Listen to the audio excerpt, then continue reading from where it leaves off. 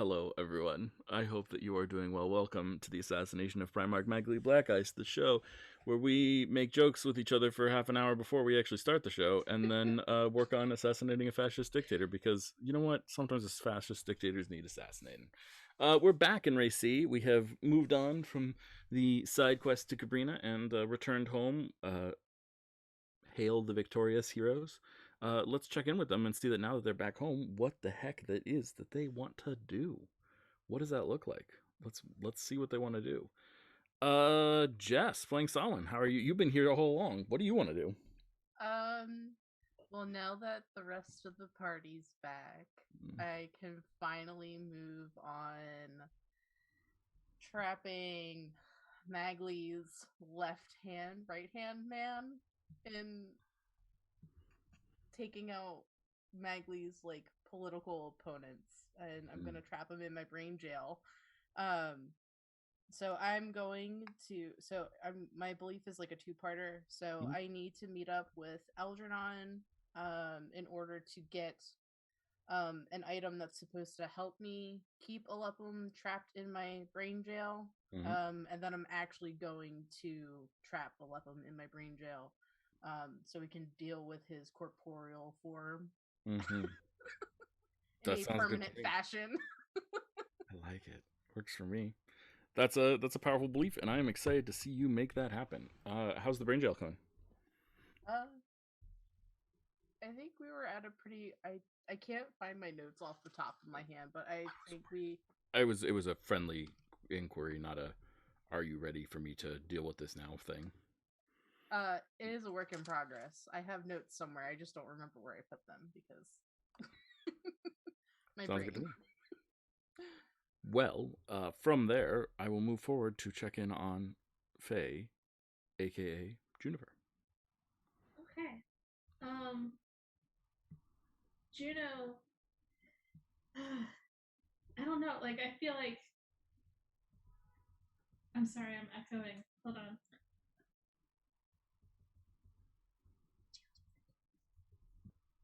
Sorry. Okay. I think that, like, I'm kind of caught with Juno. Sorry. Let's talk it out. Yeah. So, I mean, there are a lot of like little things that Juno needs to do that I could just like say like she does this as a chore. But I think that kind of the main thing that would be on her mind, aside from like, you know, the fact that she has these two new hangers on, is the fact that they just got that quill and they need to use it for Thomas, but they don't know how dangerous it is. So I feel like she's going a little bit back into that supportive role that she's recently like kind of embraced. And I think she wants to try to like determine if this is going to be something that like hurts Thomas or hurts his buddy, his new named friend, and if she can find some way to protect them. So your goal is to look for a way to find out whether this will be a problem, and look for a way to prevent it from being a problem when you find out that it is a problem inevitably. Yeah, basically, yeah. Sounds good to me. Yeah, that sounds reasonable. You've got some ideas about how you're going to approach that? Yeah, basic ideas. Okay. Excellent. Beautiful. And Sarah, what is on Thomas's mind today? So despite living in the same house, we actually didn't discuss this because we forgot beliefs existed. Oops. And so somehow we had the same belief. Oh. But that's fine. I'm glad you went first, because you were the one having trouble thinking of it. I've got a couple of things you could do. Let me say, Thomas might give you some pushback on that. Huh? You could also work on the same belief. Having the same belief doesn't mean it'll be the same approach. Not that I'm requiring you to, just, you know. We can work together as a team. Oh, boy. Are you prepared to take that step with me? No. To work together? No. I'm not. I feel like there's something Sorry. Especially if it involves carrying that thing into Mela Stepwise's house, because he's about 800% certain that if she finds out what it is, she'll snap it in half before anyone can do anything with it, because she's a sensible person. No, you're not wrong. Yeah. This quill is very powerful, by the way, Jess, because you were not here, I think. I'm not certain if you were here. But as a refresher for the stream, the quill has literally the ability to rewrite reality once. Once left. Once left. So as far as... It uses ink made from a black hole. Yes, that's correct. Oh my god, that was... You don't... You could have put it in chat rather than in my inbox in Discord, person who asked me a question. Never mind. Okay. Want to remain anonymous, fine. But you could put it in chat. No one would mind. Never mind. I just get a little notification pop up, so I answer the question. Trying to think. I mean, do you want to free him today? I feel like our beliefs are going to be like a Venn diagram that overlap, because Thomas's was very similar, but it had a couple stipulations on it. Mm-hmm. One of them was going to be, while keeping important people or too many people from learning too much about it, because something like this will literally start a war. And also, like, no matter what they find out, he's going to use it like quickly and immediately, just because like he's not going to leave his friend there in that situation for any longer than necessary, even if it like means some harm to him. But yeah, I think we have the same belief. Go for it. Yeah, that sounds great to me. I think that they'll be the same belief, but they'll be pushing. I mean, I think the directions you guys are thinking about going with this are very different. I do have an important question to ask, though. Who actually has the quill? Yeah, Thomas has it. He's crunched it into the soulwood box with the submarine plans. Mm-hmm. The bone rubbings have just been like floating around loose in his map case at this point, because they have less of a priority as far as he knows, and he's probably gonna have to get a bigger one because he's had to like tie it shut at this point, I think. Mm-hmm. So yeah. Okay, cool. So we teleported back to the city, so we beat the pirates home, and that was Juniper that did that. Juniper, where's the teleportation circle that you're teleporting to? I've forgotten. It is in the temple of Tamden. Ah, how very convenient. So you arrive in the Temple of Tamden. What does this look like when you guys appear inside this room that you've been absent from for a long time? Kind of like a little Star Trek thing. You know, with the and then suddenly they're there. Awesome. I love it. So it's the two of you. You've got a baby foxfolk with you, and also Camilla. Is that correct? Yes. Okay. And anyone else? Kaz. And Kaz. Of course, Kaz. Sorry, the three of you, I should say. Oh no, we forgot Kaz on the ship. No, just kidding. We left her on the cursed island. No. Okay. And Kaz is Queen of Caprina now. So interesting choice for her character. Okay.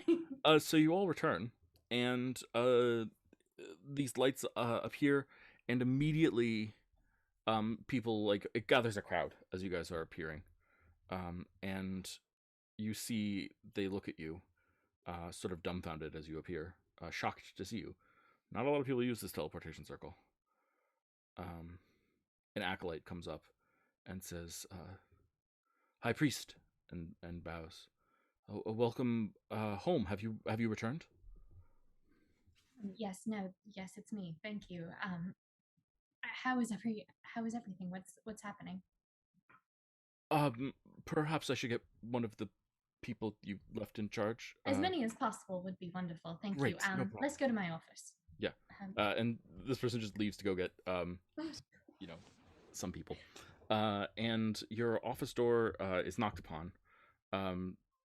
They already are expecting. Inside your office, you see it's much more organized than you are used to. Everything is like pristinely clean. There's sort of like this element of like papers keep piling up on your desk of people asking you favors and requests or blah blah blah. But having 3 people in charge is sort of like they've created some sort of system while you were gone, and they're making it work, and it's going well. Nothing like good help.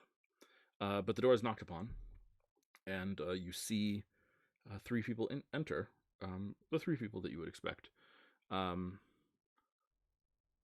Our brother, Brother Starsong. Thank you, Brother Starsong, looks a little sleepy and sleep deprived. And the others look harried. But he looks like he's like yawning and rubbing his eyes. It's like 10 in the morning, but So my office is organized and they are not. Yeah. Yeah, but they look a little harried and like exhausted. But they come in and see you. We've returned. Thank you all so much. What's going on? Oh, I apologize. I know it's early. Sorry, we decided to take shifts. This is my I'm supposed to be sleeping. A lot's been going on actually. Just in general.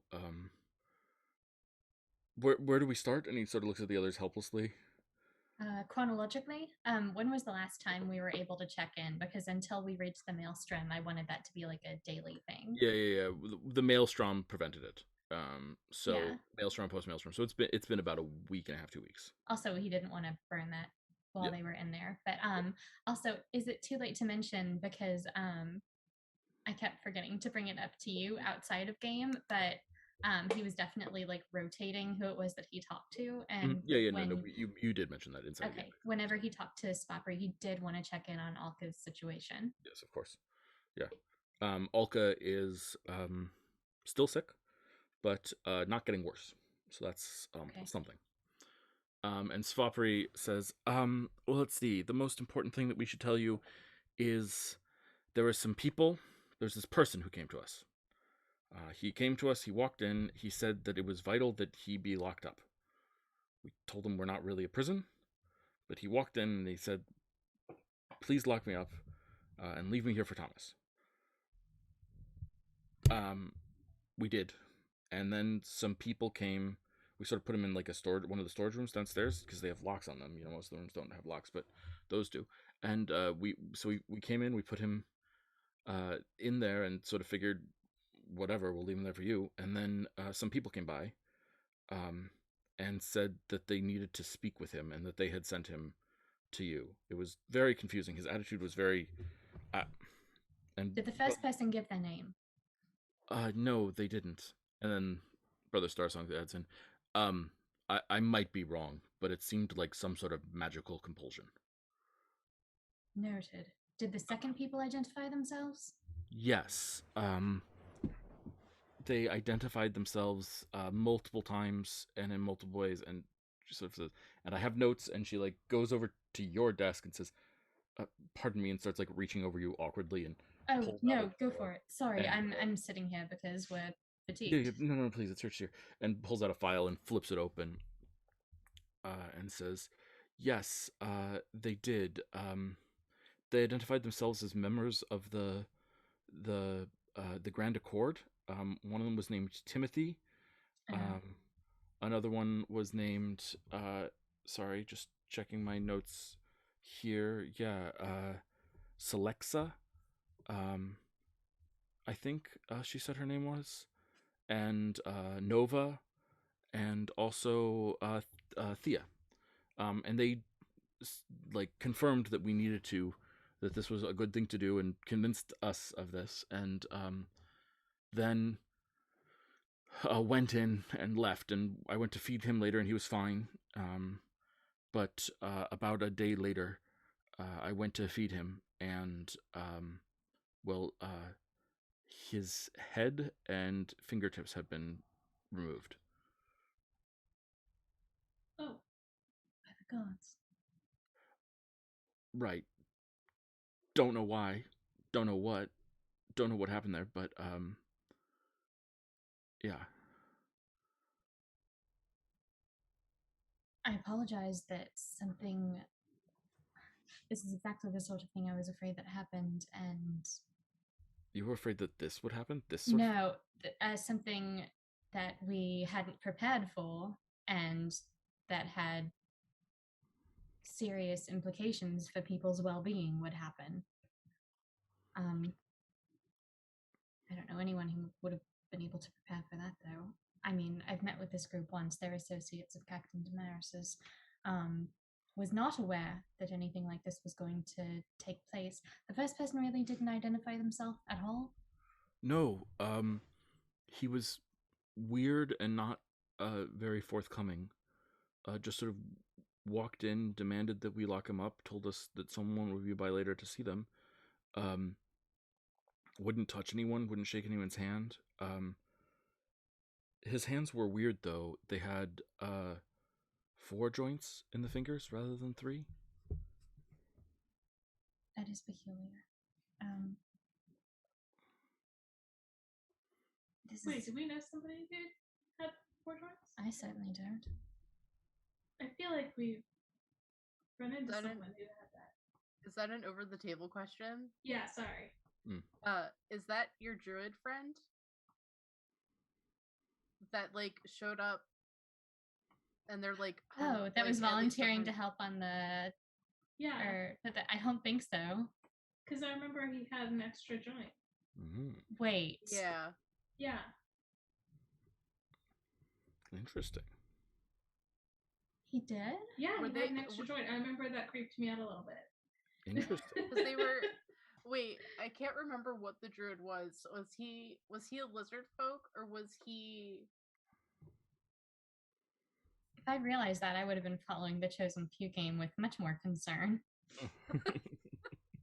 No worries. I think it was your druid friend that visited you. Your druid friend that visited you was a lizard folk.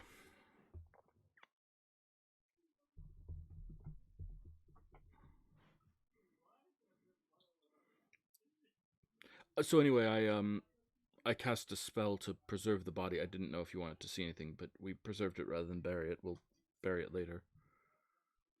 I didn't know if it was appropriate, but it's what I could do. No, absolutely. No, we'll see to that straight away. I fear to ask, is anything else significantly cataclysmic taking place?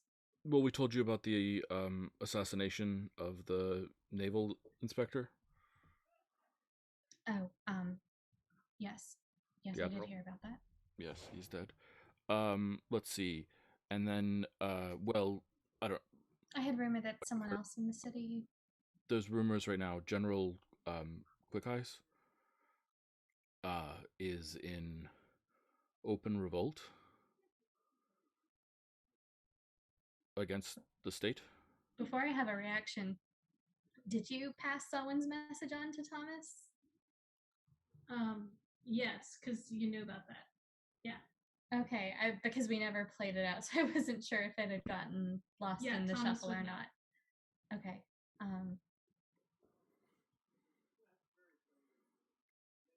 The press here is saying that he is possessed by a demon, and may have even been involved in the summoning of the plague. But, you know, obviously... Certain newspapers in this town need to mine themselves.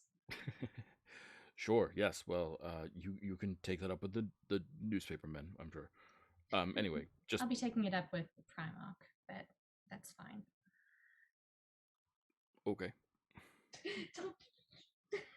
Juno's just gonna be like... Let's see. There was a party and some delegates from the Kava apparently attempted to assassinate the Primarch.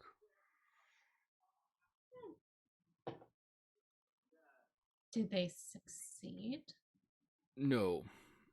Okay. I had a feeling that might have been the first thing you all mentioned. Yes, if the Primarch was there, I probably would have told you that first, even though you said chronologically. I would have. Yeah, I would have done the same. No, it was an assassination attempt against him, though, from the Kava, apparently. Oh, all right. That's so peculiar. And conveniently timed. Has anything else changed in the city as a result of that incident? The well, it was just recently, like last night, so there have been a lot more guards everywhere than usual, and there's sort of been an escalation of everything. And well, there's this, and you're handed a newspaper, and at the top of it says, because of the rebellion, because of this, because of that, blah blah blah, a draft is being increased and escalated. All able-bodied citizens are expected to blah blah blah blah blah. The fuck it is. All right. Wonderful. All right. Much to do. Do we know? Okay. Does the newspaper say who is being expected in the first round of drafts? Are they doing it like in an escalating way? Mm-hmm. Yeah, they're increasing the number of people who are being drafted. I am not keeping track of who's being drafted first at this point, but I could if that matters. I'm just wondering because they usually start out with like, I don't know, young, healthy, unattached people, and then they go to like young, healthy, married people, and then they take the ones that have kids and stuff like that. Yeah. So there's like ways that I am you can certain that they are following the it. standard patterns. Matthew Camille does not know these because Matthew is far from an expert in drafting. No, it's good. The only thing I know about it is like the only reason my papa was able to get out of Korea was they were not taking married guys the first time, and he'd just gotten married at 18, and the next time around they weren't taking guys with kids, and my dad had just been born, so like that was very convenient for me. There you go. Thank you for. I am appreciative of this. I was just like, okay, so yes, who do I need to focus on first? So yeah, we'll call it. If we think about it in terms of tiers, and we like rank it, tier 5 is literally there's enemies at the gates, so all citizens are expected to arm a weapon, and tier 1 is like only the minimum number of people that we could possibly need. They're like tier 3 right now. Okay. So we'll say no one with kids is being drafted at this point. Okay. Unless they're divorced. Because we need more biases against divorced people. Clearly. Sorry, I apologize. What's it? Can I do? I don't know what the role would be, but what are there any general exemptions in terms of, I don't know, like wealth or like profession or yeah, I mean, I think you'd need to ask someone to go find that out for you, basically. Okay. But it certainly doesn't seem impossible to me to find out. Okay. You have a lot of contacts over there. You could also just ask one of your, like, these people report to you. If you say, I need to know if there's general exceptions based on these things, they will just go out and find the information and give it back to you. So. Okay. Not to be too blithe about it, but I do that. Who do you send? If there's a mid-level priest who works with the community a lot, maybe someone who's been liaising with the soup kitchens or something. Mm-hmm. And I think actually more likely what you would do is you would pick one of your 3 lieutenants that you have. Oh, okay. And they would either do it themselves or they would have one of their people do it. But who's responsible for this is the question I'm asking. Okay. All right. I think he's gonna ask Svapri if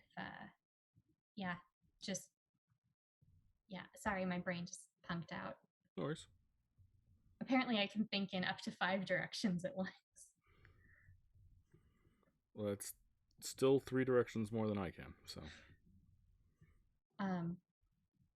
But yeah, just if you can find out, actually, maybe I forget his name, but Kaz's friend in the guard who's been trying not to get murdered. The captain. If you can check in with the guard captain, maybe he might have some kind of insight. Maybe he knows someone working in the city on the military level. Yes, I'll check it out. No problem. Thank you so much. Turns and leaves. Okay. Thomas turns to the little beta fish I've been headcanoning is behind his desk this whole time. He's like, have you got anything for me? The goldfish just goes, oh, bubbles. Wonderful. That's exactly what I need.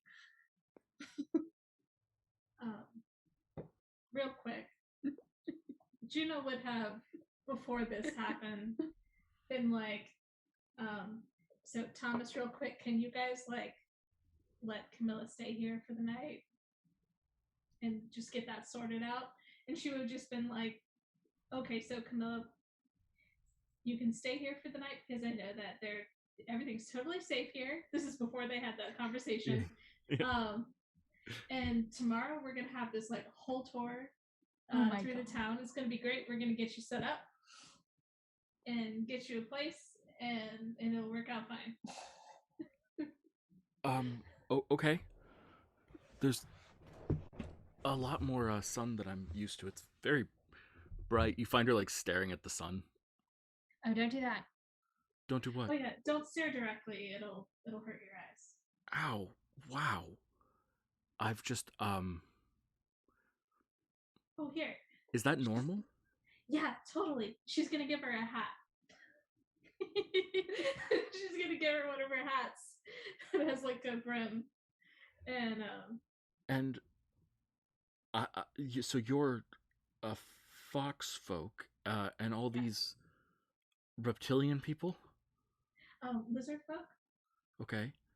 And okay, sorry, this is gonna sound a little, I'm 99% certain I'm right about this, but I'm a little fish out of water here. Yeah. Lizard folk are sentient. Yes. Are all lizards sentient? No. Okay. Actually, would you feel more comfortable staying with me tonight? Well, I'm just like, sorry, I was flashing back to all the times that my mistress made me sacrifice reptiles in rituals and the like. Yeah, don't do that. I wasn't planning on doing that anymore, but like I was wondering, like they don't grow up and turn into this, do they? No, you. Okay. They're like little people when they're. Okay. Like, no, I just. People size. Sorry, I know some things. I don't know all things, obviously, and I've got magical experiences. Cool. Yeah, we can have like a whole conversation while have tea. That sounds great. I have liked tea historically, and tea can't be that different here, right? No, actually, here's what we'll do. I'm gonna go and talk to Thomas real quick, and then once we've sorted that out, me and you can go back to my place and we'll have some tea. Okay. Probably shouldn't like touch anything, right? Like how? Just like in general, I'm gonna err on the side of like keeping to myself. Oh, just like sure. I'm used to very like, I mean, this sounds silly, but the last time I worked for a great wizard, like and was their apprentice, like almost everything in their office was something that would curse me eternally for all time. Oh, well, I'm not a great wizard. It'll be fine. What? What do you mean? You're not a... Oh, okay. Modest. I'm working my way there. Okay. Sure. But yeah, just if you see something that seems vaguely magical, maybe just ask first. But I don't have cursed objects lying around. Mostly I just see sick people and water. Yeah. But we're recovering from a sickness here. Sure, yeah. Should I heal people? Oh, if you have the ability, yeah, you can go up to one of the healers over there, and if I know they'll be very grateful for it. Sure. Yeah, of course. Yeah, but I'll be right back. Yeah, so she wanders off to one of the healers.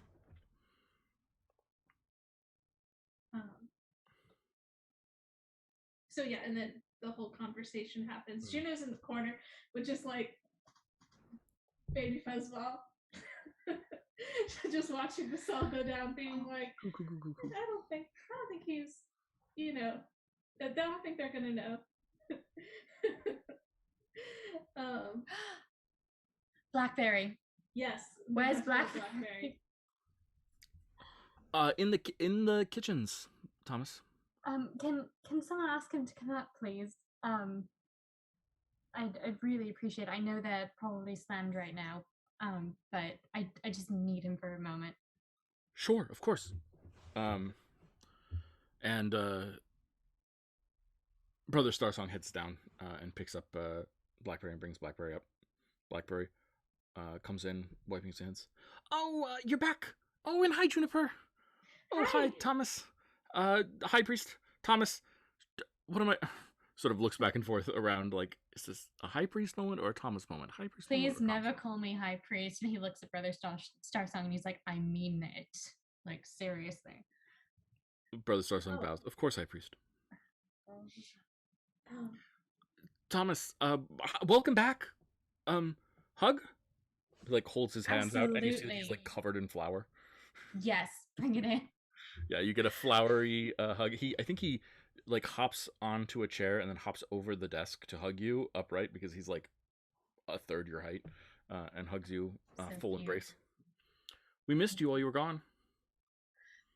Well, I missed you all too, but my aim is getting better, so we're back now, that is to say. And Brother Starsong, thank you so much. I know you've all been working so hard. Definitely, please return to your rest. I have a feeling we're all going to need as much as we can get. We can handle it. Thank you so much. Of course. We're gonna keep up the same schedule we decided while you're here. That's wonderful. Go back to sleep. I'm glad you've all been able to work something out where you're able to get adequate rest. I've often wished there were 3 of me. Well, now there are 4 of you. That's so comforting. Sounds like you really do need your sleep. Turns and leaves. Okay, as soon as he leaves, Juno's gonna be like, Blackberry, you might want to sit down. Actually, Ivana, do you know if you could give us just a moment? I'm so sorry. Definitely do want to check in. I just need to speak with Juniper and Blackberry here for a moment. Of course. Turns and leaves. Yeah, okay. Blackberry, do you have a friend named Fuzzball? Yeah. Great friend. Yeah. They're awesome. They work on a pirate ship. They work on your daughter's ship. What are you talking about? You know, I don't know your daughter. We're good, Blackberry. We all know. We spent the last couple of weeks trolling everyone you know about whether or not they know you, and most of them have been able to stick to the story. Was pissed, then we risked our lives several times, and now I'm over it. So that's where we're at. So you're not gonna like throw me out of the temple or anything? I didn't think you would, but I just want to make sure that you say that you're not gonna throw me out of the temple. I really wish that you would tell me if Oceana asks you to do something like this again. I'm going to become a little paranoid after a while, I think. Like, I mean, Juniper, who hired you? Kazan, who hired you? Well, you know who hired me. Oh, well. Yes, you know what? I'm beginning to suspect that some years from now, she's not going to try to put me in a home. She's just going to assign me a person. Anyway. Admit, that does sound better than being in a home. Yeah, it depends. They've got some really wonderful retirement villages up the coast you've never seen. So about that, we went through the maelstrom. Yeah, I'm just gonna like explain like, oh, it's a little chaotic, yeah, you know. But something did happen to Fuzzball, which I am working on, and hopefully we'll be able to reverse. But right now, and she's just gonna gesture to Fuzzball in the sling. It'd be like, Say hello to Fuzzball. I really think you should sit down. Just plops down on the floor. I'm so sorry. That's Fuzzball. Yeah. You don't mean like Fuzzball's kid or anything? No. Fuzzball, son of Fuzzball. Fuzzball actually turned into a baby due to the maelstrom. Wild. Yeah. Literally wild magic. Yes. And you're gonna turn them back? Sorry. I'm gonna try to.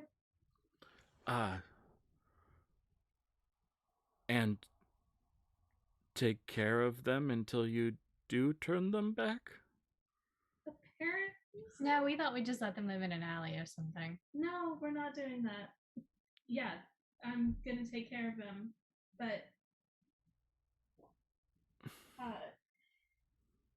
depending on how long this takes, and I don't know if you would be okay with this, but I was wondering if, whenever you have free time, if you might be able to help me a little bit with something. I don't know the Foxfolk language. Oh, and sure. Fuzzball did. Wait, you don't... Right, of course, you weren't raised among Foxfolk. Of course you don't know the language. I was wondering if you could teach me so that I could make sure that if the worst case scenario is that we can't bring Fuzzball back, that Fuzzball at least knows that. Juniper? Oh, you have done so much for me. You and all your friends. All of you have done so much for me. Well, really, the four of you plus the fifth one. But you guys have done so much for me that I have never really been able to fully, like, do anything for you, it feels like. I mean, I bake cookies or whatever, but of course, I can teach you the Foxfolk language. Of course, and you're a quick study. I'm sure we'll get it together in no time. Thank you. That's really nice of you, and I promise I'm working as hard as I can. Oh, I'm sure you are. You always are. Also, you've been helping to feed a significant portion of this city for a while, so let's not undersell that. You've been extremely vital, Blackberry, and we appreciate you. Of course, Thomas. I do what I can, but I'm just saying. I was literally in a cage when you found me. On that note, did you really know what pants weren't? And were you just destroying my clothes to keep up the front there, or because I know that the others on the ship, they wear pants, and pirates do have a sense of personal property. So did I just lose a bunch of clothing to sell the cover, or what's going on here? Well, I hadn't met them laughing. Insight check. Roll an insight check. Oh no, roll 20 sucks. Oh no. It's working for me. If you have a real die, I can give you your modifier. We're currently investigating reports of site instability and performance lag. Yeah, no kidding. Uh-oh. Yeah, it's really lagging. Uh-oh. It is really lagging. How should we do it? Not even how do you want to do this? How must we do this? How must we do this? Do you have a real die? I do. I have some that Faye got me for Christmas. They have little starfish in them. Oh, they have starfish in them? That's okay. Well, why not you can roll a real die? Okay. Oh, God. Okay, so that's a 9, but only because I've got like a +6 to insight. Mm-hmm. Yeah. Seems to be totally honest. Just, there's nothing about him that's given away any sign of deception. Cool. I met them through you.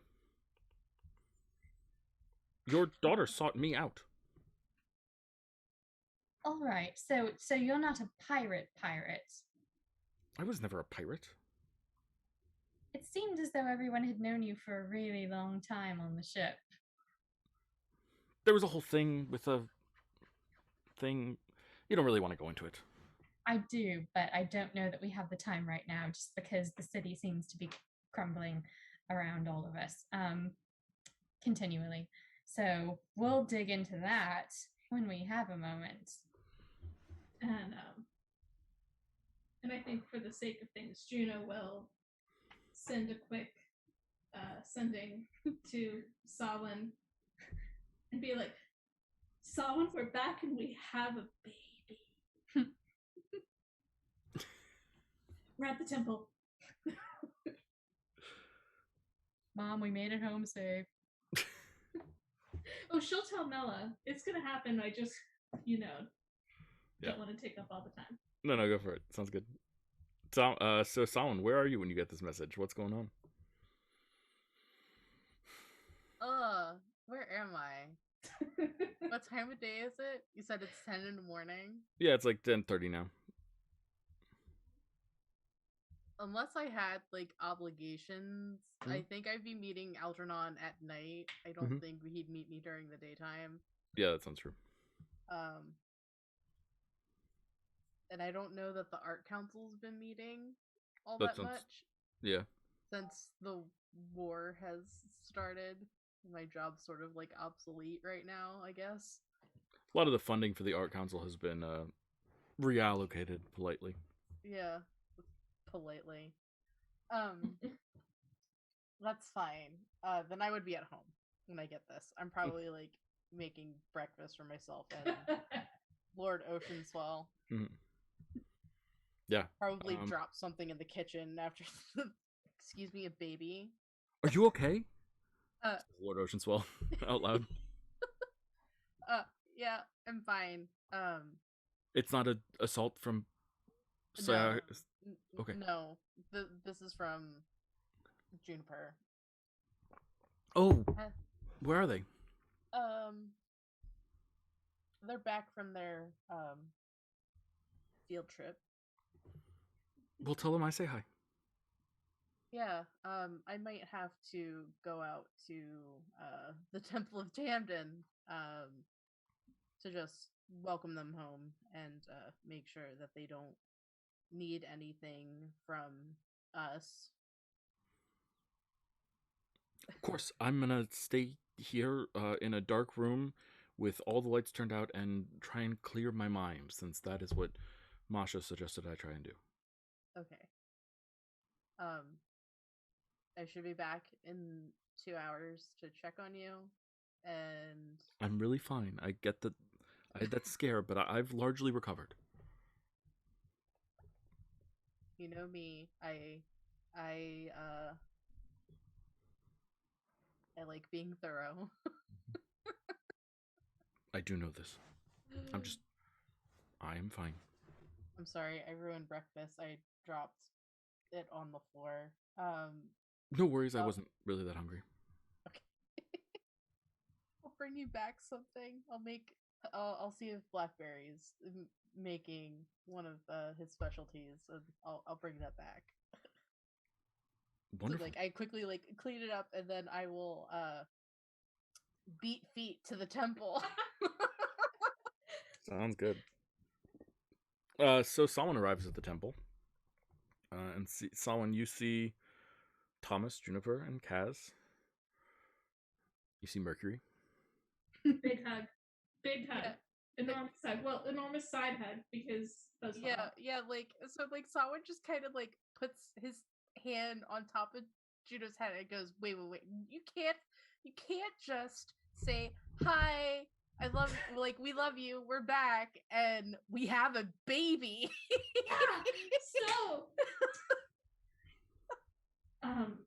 Samhain, I'm so happy that you've accepted this child into our midst and have volunteered all of your spare time for babysitting duties. Thank you so much for jumping in like that. I've got this. I don't want to. Cheers. I don't want to Well, I mean, there is the draft going on, and I am a bachelor, but if I suddenly have a child to take care of, then we can. This is my improbable child. Samhain. You know me, I have a big heart. Yeah. could always just have a common law marriage. Oh my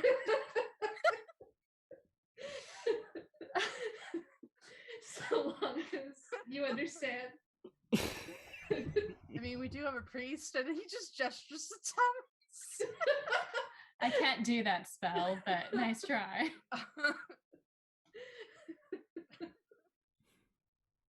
Well, I mean, if the two of you did want to get married, I mean, the gods have been known to grant those who are blessed by them with certain resistances or certain, I forget exactly what it is, but hey, you never know. To your AC.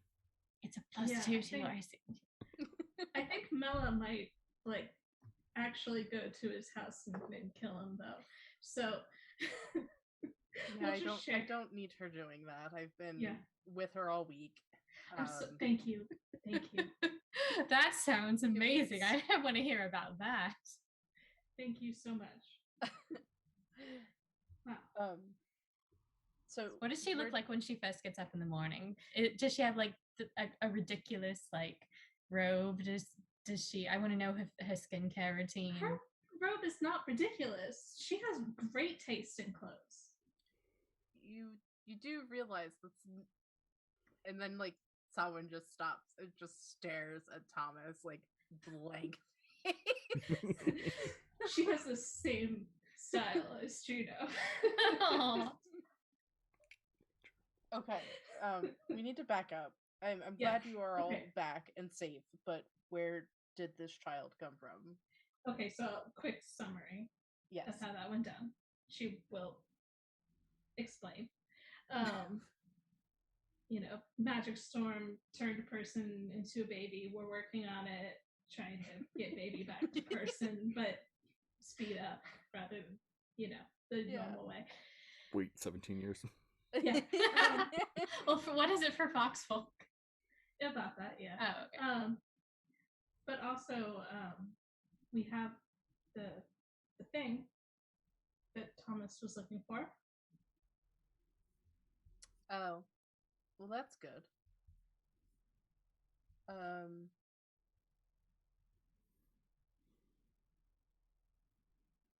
When do we intend on doing that? As soon as humanly possible. Honestly, I'm rather worried about him, and now that we have this, I mean, if we can just verify that it is, to paraphrase an old saying, if we can make sure it is what it says on the tin, I mean, word of this cannot get around, because this is the sort of thing that starts wars. Well, let me take a look at it if that's okay. All right. It's here. It's in the box. Just shove the submarine plans to the side. Are we in the sanctuary? Yeah, I'll set okay, up the sanctuary. Sorry. Sorry. Sanctuary. For what it's worth, I have checked on him a couple of times to give him a boost, so to speak.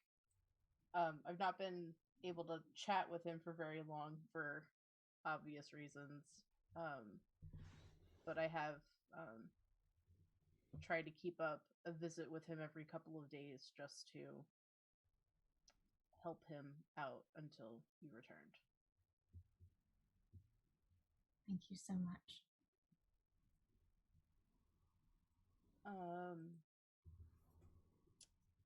So the reason why I asked how soon we were going to be doing this is because now that you've returned, I nearly have all the preparations ready for taking care of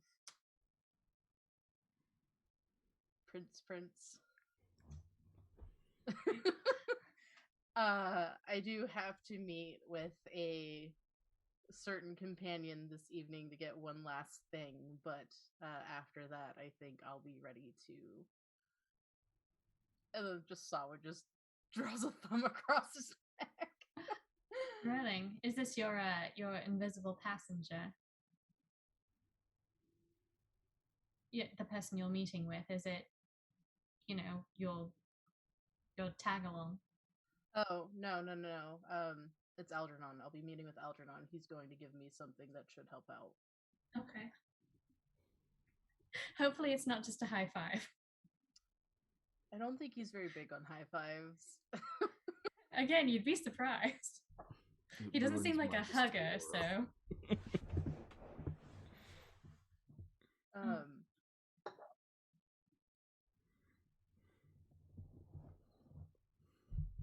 What other stuff do we have to catch up on? I feel like a lot has happened, and then absolutely nothing has happened in the time that you've been gone. You might also let Juniper know, if you want to, about her friend having left. Oh, yeah. Oh, yeah. And that's how it goes. Wait. And then he, like, pats himself down and then reaches into his vest and pulls out a letter and goes, "This is for you." Oh. Should I read it now? This is from Alum. Oh, well, that's nice. You know, I was actually just thinking that on the way I could stop by the lighthouse and talk to him, because honestly, like, I know that we have a lot to study about, but perhaps he might know something about the pen. Yeah, I mean, honestly, I would just like to sit down and have some tea. So she's gonna open up the letter. Yeah, before, like, so, like, Samhain still has his hand on it before he, like, fully gives it to Juniper, and he's just gonna say, "I'm giving you this because you're not going to be able to find him at the lighthouse." Is he okay? Is something wrong? The letter will explain, but you're not going to be able to find him at the lighthouse. He's no longer there. Okay, so that's concerning. The letter will explain a lot better than I can. He wanted to tell you himself, and this is as good as it's going to get for now. Okay. Over the table, because I have forgotten, Jess the player has forgotten. Did I say I could pass letters to him, or vice versa? Matthew, the GM, has also forgotten. I remember. He can't send letters back, but someone can send letters to him. Yeah. Yeah, okay. Yeah, so then I will relay that to Juniper. He can't answer, but if you would like to write to him, I can pass them along. That's not against the rules.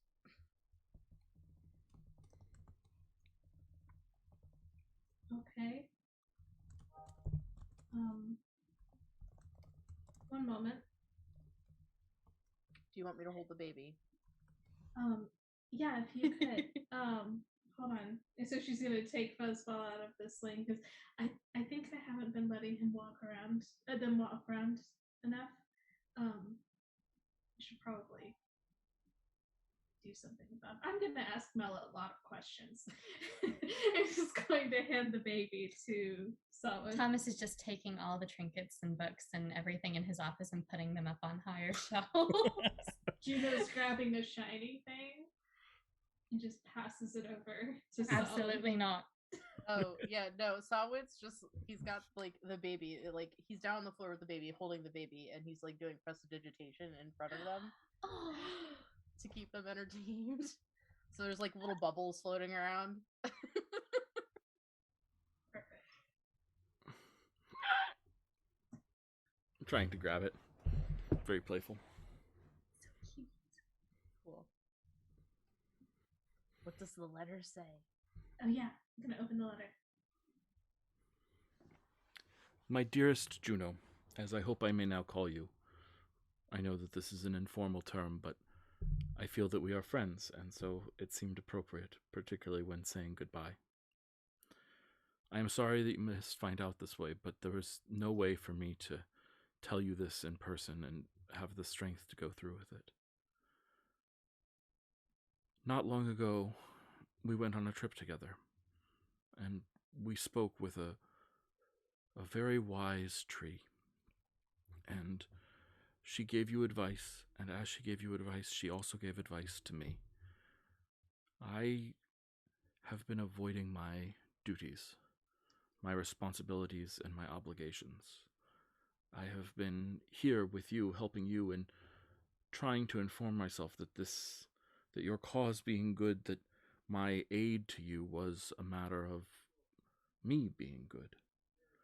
But one can be good and be doing good, but still be avoiding what one is obligated to do. I fear that if I stay here, if I continue here, then I will never be able to leave. That I'll never want to complete the things that I was supposed to complete, the things that I am supposed to do. I see so clearly through you the mark of unintended consequences, of people failing to do right because they think the immediate matters more, or it'll all work out in the end. But I do not think that is always the case. I think that if we want a good future, we have to build it. And I have a part of that. And so I must go. Otherwise, I will stay here. I probably will be able to get your messages, but it is unlikely that I'll be able to respond. You can look for me all you like, but don't waste your energy. I'm not going to be around here anymore. I hope that I was some assistance to you. And in all love, please do take care of yourself and your friends. Alum.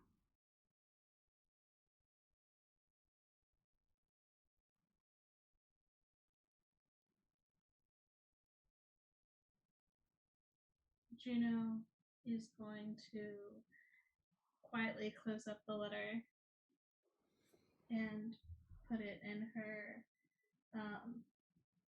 3-ring binder magic notebook, and just kind of draw herself up a little bit, and say, well,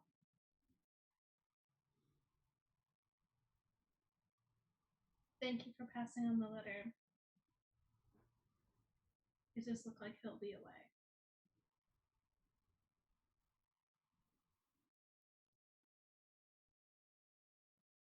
And she just takes a moment to just like breathe for a sec. And then she stands up and she goes over to kind of like steps a little bit closer. She goes, well, let's get started. First things first, should we help your friend Thomas? Yes, but Juniper, are you well? I'll be okay. I could use a hug, though. Hug. Okay. And she's gonna give a big hug. And then be like, you're owed one, Solon. There's a knock on the door. Come in. Blackberry comes in. He's got tea and scones. You're amazing. Places them on the table and says, I'm not certain who to tell this to, but there's some strange lady out there who's healing people. Oh, yeah. That's my new friend. That's someone I know. Hold on. Is she able to remove the plague from people? Well, Alka is fine. Oh. And like a couple others. She looks really tired, but like one of the healers is like freaking out. He's saying that he's never seen anyone heal like this before, and it must be like sign of something. Okay, let me Okay, we need to get on top of this immediately. Okay, yeah. Hold on. So she's gonna Colin, do you want to hold Buzzball, or should I? We should come up with a schedule. I can take care of them. That's not a problem. Isn't that right, buddy? And then he's just like dancing with the Juniper, how do you feel? Juniper feels a little bit like, well, I also want to help. And also like, you know, so long as like whoever's in the least amount of danger should be taking care of Buzzball, I think, at any given time. That's fair. What are we going to do with Fuzzball if we need to do the errand? I think. I don't know if Ocean Swell is kid inclined, so I don't want to leave. There's one way to find out. No, I'm not. No, this man has been through enough in the past 2 weeks that we do not. What if this is just the thing to lift his spirits? Can talk to Mella. I could watch the Rugrat, boss. Yes, that definitely sounds like a reliable plan. Just for the record, his head is not actually going to fit in your mouth. I wouldn't eat. You have no faith in me, boss. I'm just saying I could take care of the Rugrat. You can't even get that far. I want to have faith in you because he's small enough that I could carry him. You've been much better behaved ever since Blackberry's incident. However, former threats withstanding, you did used to pick on Blackberry about eating him quite a lot. So I'm not sure that that's I was joking. You know that I was joking. And you'll be choking if you try on this one. So we can ask Mella, or I don't know anybody else who's helped a baby fox before. So like while you're having that back and forth with Mercury, Sawan's just covered the baby's ears. Don't talk like that in front of them. Let's put it this way. You had one job. You were going to establish a dragon's hoard, and I would think that would be something that you would have taken pride in. Meanwhile, Ivana tells me that she not only knows that it exists, but she knows where it is, which defeats the entire point of that. So have you just been sticking everything She knows where the fake one is. You think I would just put it somewhere where she could find out? No, I knew she was a spy, so I set it up for her to find out, and I have my own hoard hidden. She doesn't know where it is. I know what to do.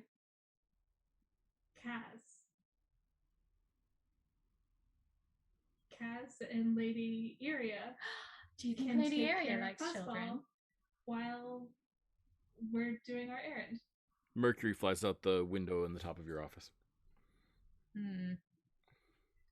Mercury, you can help. He's gone. Okay. He'll be fine. Honestly, I'm a little surprised. I had the feeling that he would have just put it up on the roof, and the hour it takes him to get there and back is just time that he's napping or, fucking off or whatever. But okay, so that's a plan. Okay. Let's go see what's happening up there. Yes. So there's a little bit of a commotion outside your office. The priests are sort of gathered around and looking at Carmela. There's like a crowd around her, so you can't really see. And one of them is like, "But how do you do that? It's somehow it's unnatural. You just you physically stuck, and then it changed." And you hear Alka's voice for the first time in quite some time, not raspy, not hoarse, not anything, just like quite pleasantly. "Yeah, but I feel great. I feel so much better. Like, so clearly it's working." "No, I don't believe it. This must be some sort of snake oil. Who are you? Where do you come from? And what is going on here? This is absolutely..." What is going on here? That's an excellent question. "Oh, Thomas. And the priest says, "That's High Priest to you. High Priest Dagmar." "Oh, I'm sorry. I didn't know. You're the High Priest Dagmar," Carmela says. "And, well, Juniper just told me it would be okay if I..." And, Juno's going to step in and be like, "Okay, everyone, I understand that this is a strange new magic. It's just a different variation of the magic that we know. Camilla is my assistant, and I would not tell her that it's okay to heal people if I thought that she wouldn't be able to. And how do you know that this strange new magic isn't just some sort of trick that she pulled on you? Because it's magic that I know as well. Roll a persuasion check. Persuasion. Okay. Oops, I'm on the wrong section. Can I use my inspiration on this one? 100%.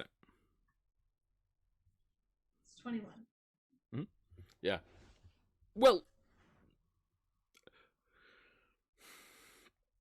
he sort of looks at you and like tries to stare you down, but then gets intimidated by this like 3.5-foot fox folk and turns toward Thomas and says, "Thomas, if you had seen it, it would have scared you too. She just reached inside and pulled out this weird green black swirl of something and then just crushed it in her palms. It was disturbing. Listen, She stuck her hand inside Olga's chest." Calm yourself and listen. Not 3 weeks ago, a couple of glowing figures were seen in this city, and from that moment on, the waters have been running clean, and we haven't been having any more cases of this illness. On top of that, everyone from all walks of life have been coming in and out of this temple, giving aid to anyone who needs it, who requires it, and trying to make people's lives livable.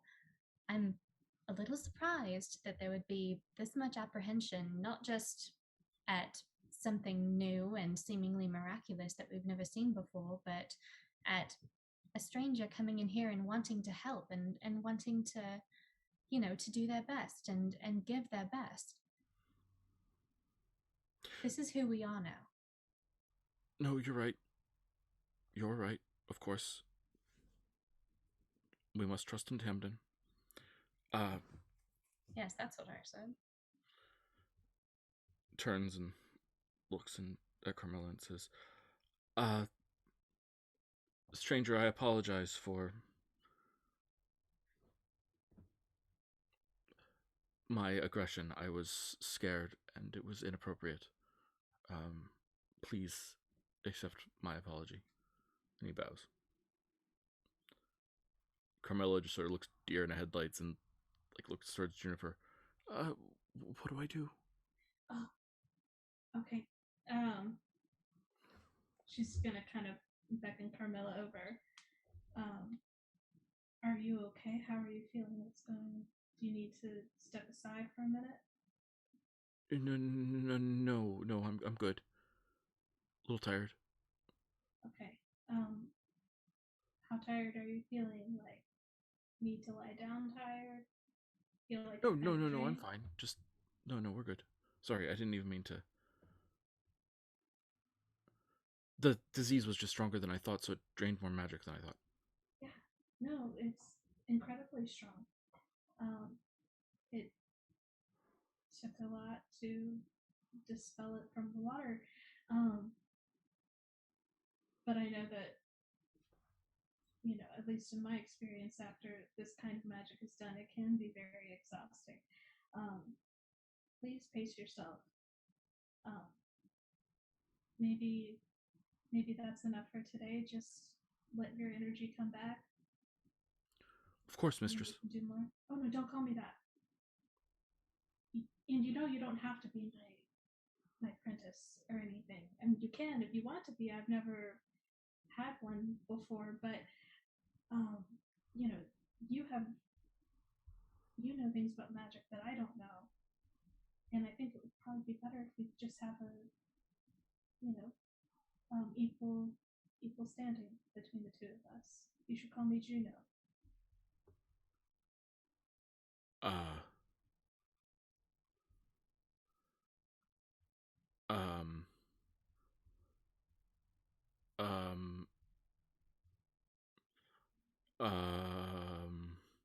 Roll a persuasion check.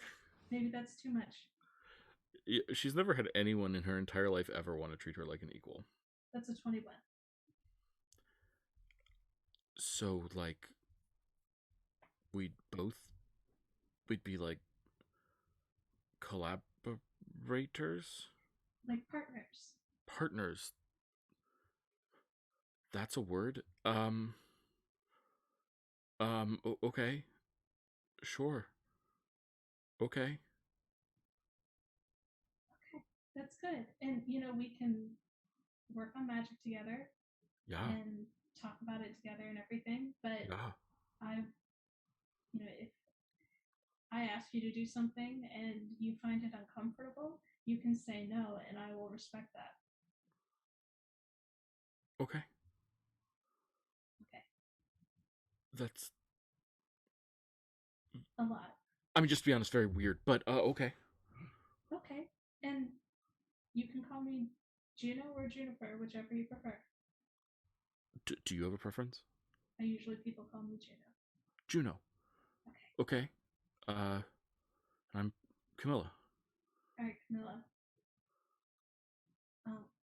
And in this case, she's just gonna whisper and be like, "I said that you were my assistant just to help, Sure. You know these people. I situation." don't, so I actually just sort of assumed that I was your assistant, or your apprentice at least. But I also understand expediency and convenience. Certainly, my previous boss, she was very well. Whatever lie was most convenient to her, she would tell, and I played all manner of roles. So I'm perfectly fine with this now. Sure. Okay, but I don't want it to be a lie. You okay? I don't want our friend, our partnership to be a lie. No, just the assistant. Like, I mean, assistant in the sense of like equals assisting each other. I'm assisting you. I'm here to assist you. Yes, exactly. Yes. I'm here to assist you. Sure. Yes. I'm here to assist you. Like an assistant. Assistanter. Yes. Awesome. Okay, she's gonna hold up handshake. That means it's a deal. She reaches down to shake your hand. Handshake. Okay, we're good. Yeah. She's a little twitchy. She's definitely not used to this many people, and she's definitely still not used to this much light. Yeah. But she's very cool, and very smart. So, and powerful and useful. Excellent. Well, there you go. Solved that crisis. I think as that is being solved, Samhain, are you back in the room with the child? Yes. The child. Not that long later. In fact, a remarkably short amount of time later. You hear a psychic mutter as Mercury is at the window. Mm-hmm. And he just says, "Fuck." Samhain, are you still in there? Yeah, what's up, buddy? You don't sound so good. No, I'm just stuck. It doesn't quite fit through this small window. Could you just do me a favor and pull and then not tell Thomas? Pull on you and not tell Thomas. Not me. I fit through the window. I'm not that fat. What am I pulling? Just stand up so that you can see and look and. Okay. And you see. You said you were stuck. Okay. I'm looking. You see a pseudo dragon Mercury pushing as hard as his little body can on a giant giant bag filled with diapers and baby materials and like all these things, and it's like he's trying to shove a grocery bag through a small window, basically.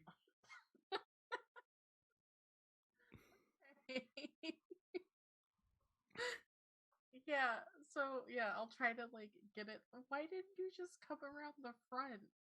Because Thomas was in the front. I didn't want him to see. Okay. You and your pride. Yeah, so I guess I'll try to get the stuff through the yeah, I mean, it's pretty easy if you've got the ability. Like, he's holding it. It's not that heavy. Oh, and if you pull something out and to make enough room for it to go through, then it tumbles through into the room quite easily. And some stuff there. There's some food. There's some diapers. There's a little onesie. Okay. Yeah, I'll get baby Buzzball hooked up.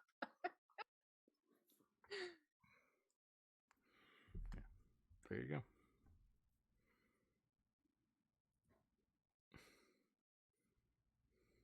Okay. Awesome. And I think actually that's a good point. We'll take our break there, and we'll, after cuteness is done, and we'll dive into some of the more intense things. Back in 10, everyone.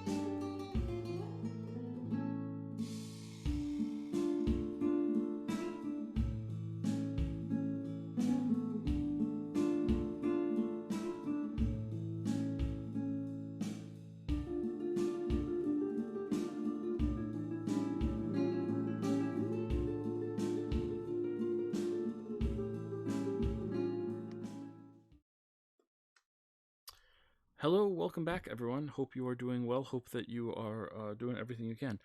As always, we like to take a second here at the top of the second part of the show to encourage you, yes, you, to take care of someone else in whatever way you can.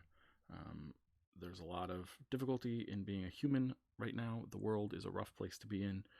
Right now, we are always dealing with that constantly, and so anything that you can do to help alleviate suffering rather than increase suffering is a powerful and good move to do. Right now, I think I, as well as many other people, have our thoughts with particularly sex workers, women, and Asian people, particularly in this country, who are so often discriminated against and often overlooked in facing said discrimination. So if there's something that you can do to help someone from one of those communities, that would be great. But I don't know your life. I don't know who you are, and I don't know what that means for you. It could be anything from a kind gesture to donating money to a good charity to helping someone who needs it when they need it. Look at yourself and see if there's a way that you can do something. It matters.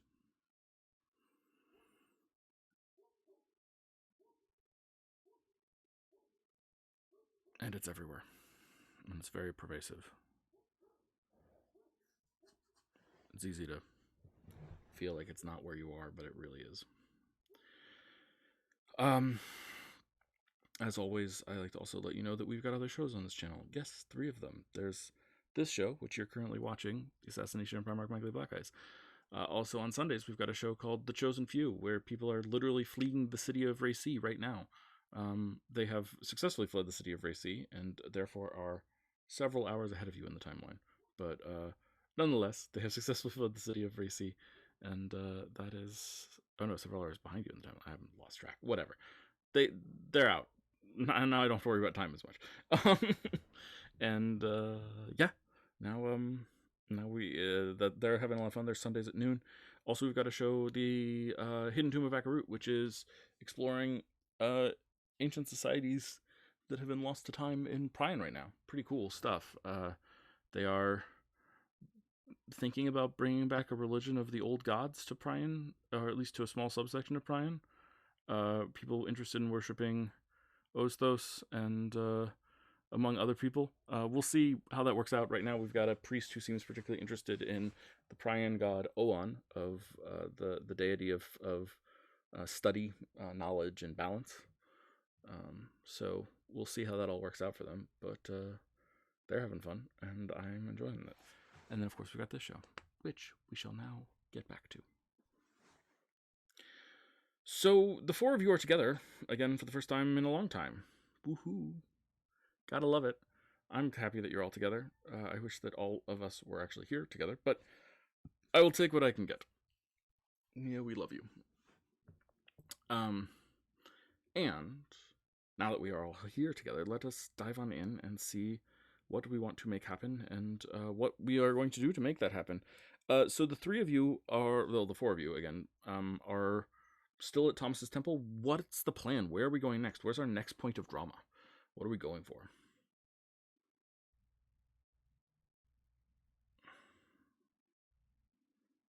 I mean, Salman, you're going to want to meet with your person before we pull the trigger on, whatever comes next. Isn't that right? That's not until this evening.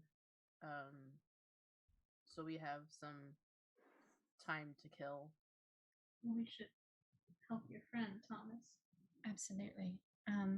Are you still in contact at all with what was her name? Marsha Seasworn? I haven't seen her in months and months. Yes. Is she still living? Is she well? Yes, she's still living. Well is a relative term at the moment. Uh-oh. That's what happens when you get kidnapped for the second time. Are we still in the sanctuary? Like, Yeah, okay. yeah. All right, okay, yeah. So then, like, I'll explain everything about Masha and stuff. So yeah, so that's what happened while you were gone.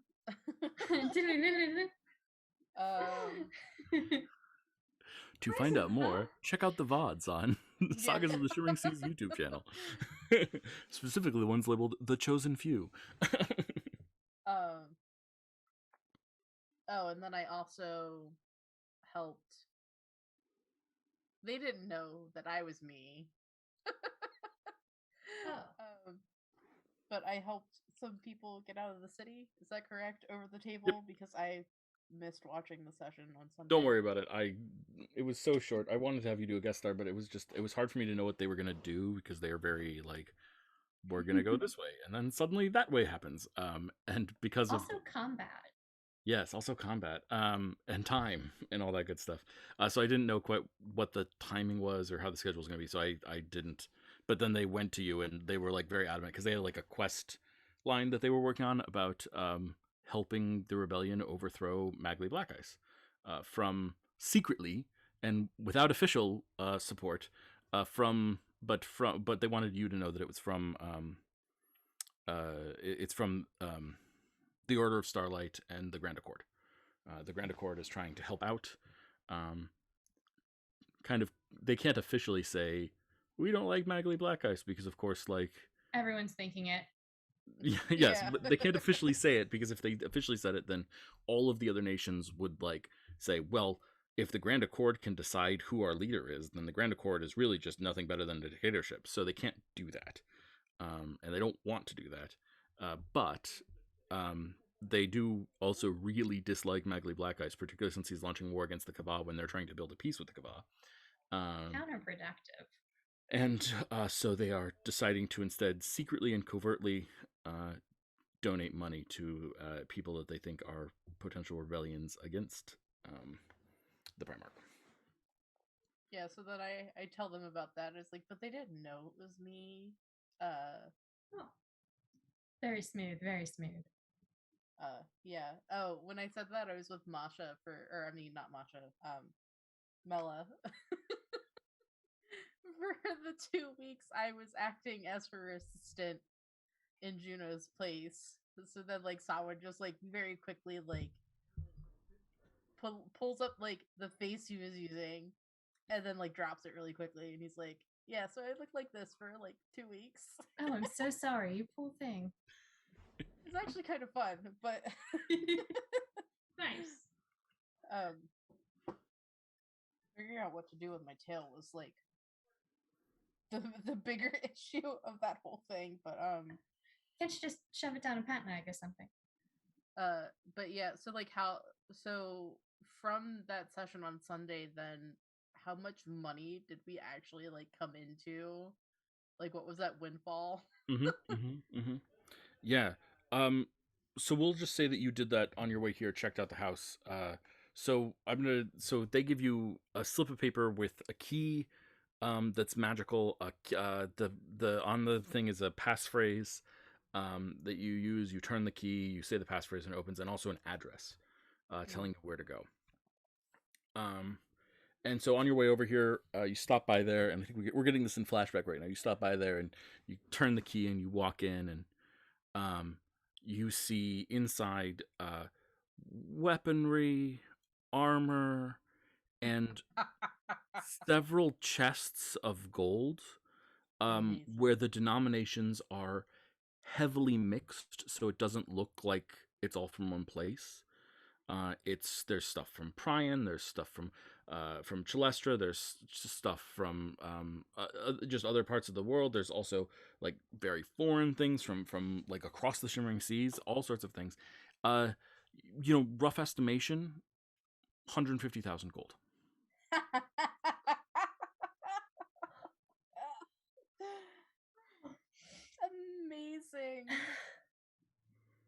Amazing.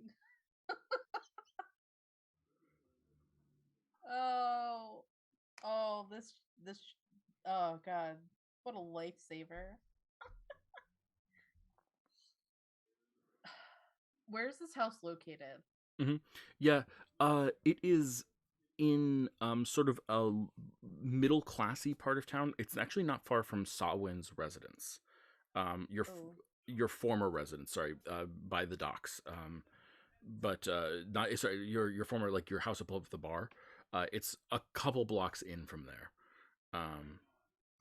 inland, and it's sort of like in a nondescript part of the alley, and it's in good shape, but it's not anything more than that. Like it's Is the house ours too?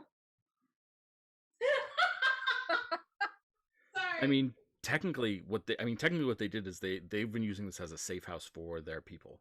Okay. So they own Sorry. it through several shell corporations or whatever, the way that people own safe houses people do. But I mean, I guess if you want the property, sure, you can use it. They're not gonna. It's fine. I just have like a very millennial interest in real estate, I suppose. I got really excited about the house. Sorry. It's totally fair. You can have the house. If you live in the house, then you might have to deal with like an agent of the Simmering Sea looking for like a safe house at some point. Yeah. You know. As you do. Yeah.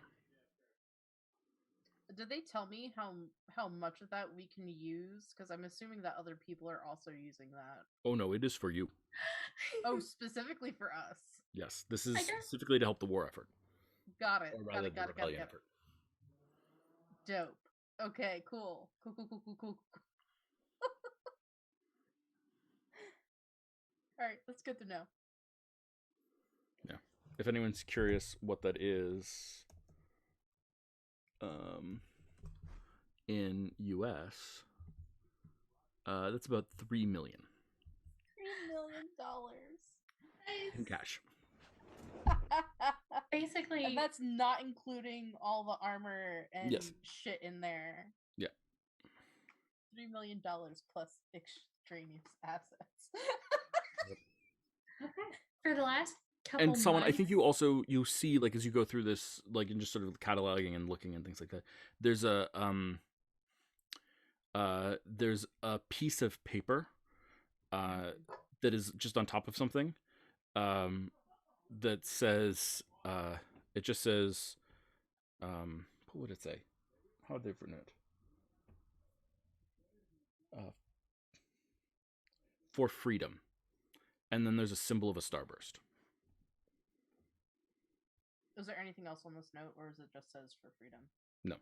And there's no way anyone could identify or trace or know anything about this. Like, this is designed specifically to be, like, 100% deniable. Cool. All right. Yeah, I'll have, like... yeah, Salwyn would have, like, made meticulous notes in a notebook in Siblangi about, like, the stuff in there. Because I'm sure we're gonna have to use some of that with, like, Ocean Swell. and the stuff that he's doing. But yeah, I will relay all of that to the group about how much money we now have. But yeah, so the bigger thing is helping your friend out, Thomas. So we should probably see, who do we need to see first? Milla? Masha, I was thinking. No offense, Juniper, I'd rather not go to Counselor Stepwise unless we're really stuck on this.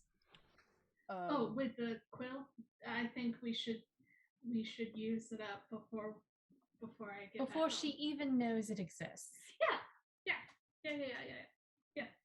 Okay. Yeah, because there's no way she'll be angry that you used it without telling her. Well, it's better to ask forgiveness, etc., etc. All right. Yeah. I don't want to be there for that conversation. So yeah. Judah just sighs. Do you have any of that? Oh, sorry. Oh, I was just saying Masha should be in. Oh, so we can do you go have pay any? her visit. I'm doing a bad job at not talking over people tonight. I'm really sorry about that. I'm sorry. Do you have any of that gold on you now, in case she needs a bribe or something? I mean, I know the last time you traded her a favor. I don't know how she usually does business. Well, you know, the funny thing about that is,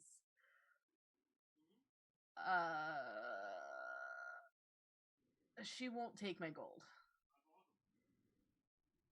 What's happened? If I give her gold, she will not take it from me. What did you agree to, Solomon? Has she asked you for something else? No. But All right, this cannot leave us. This cannot leave this room. Because if you say this to her, she will deny it, and then I'll just get an earful. But Gina's guessing. She considers her and I friends now, which is why she will not take my money or anything else. I knew it. Well, that's lovely. Do you consider you and her friends now?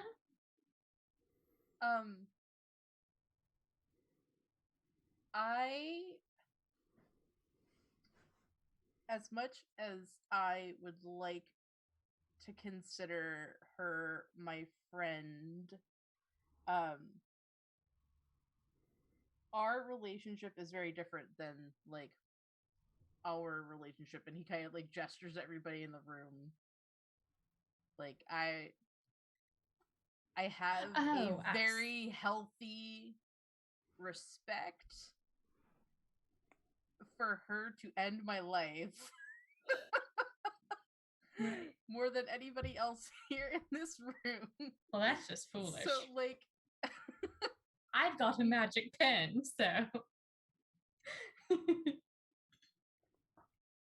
Yeah, but you're also not going to curse me and turn me into a duck and make my life miserable.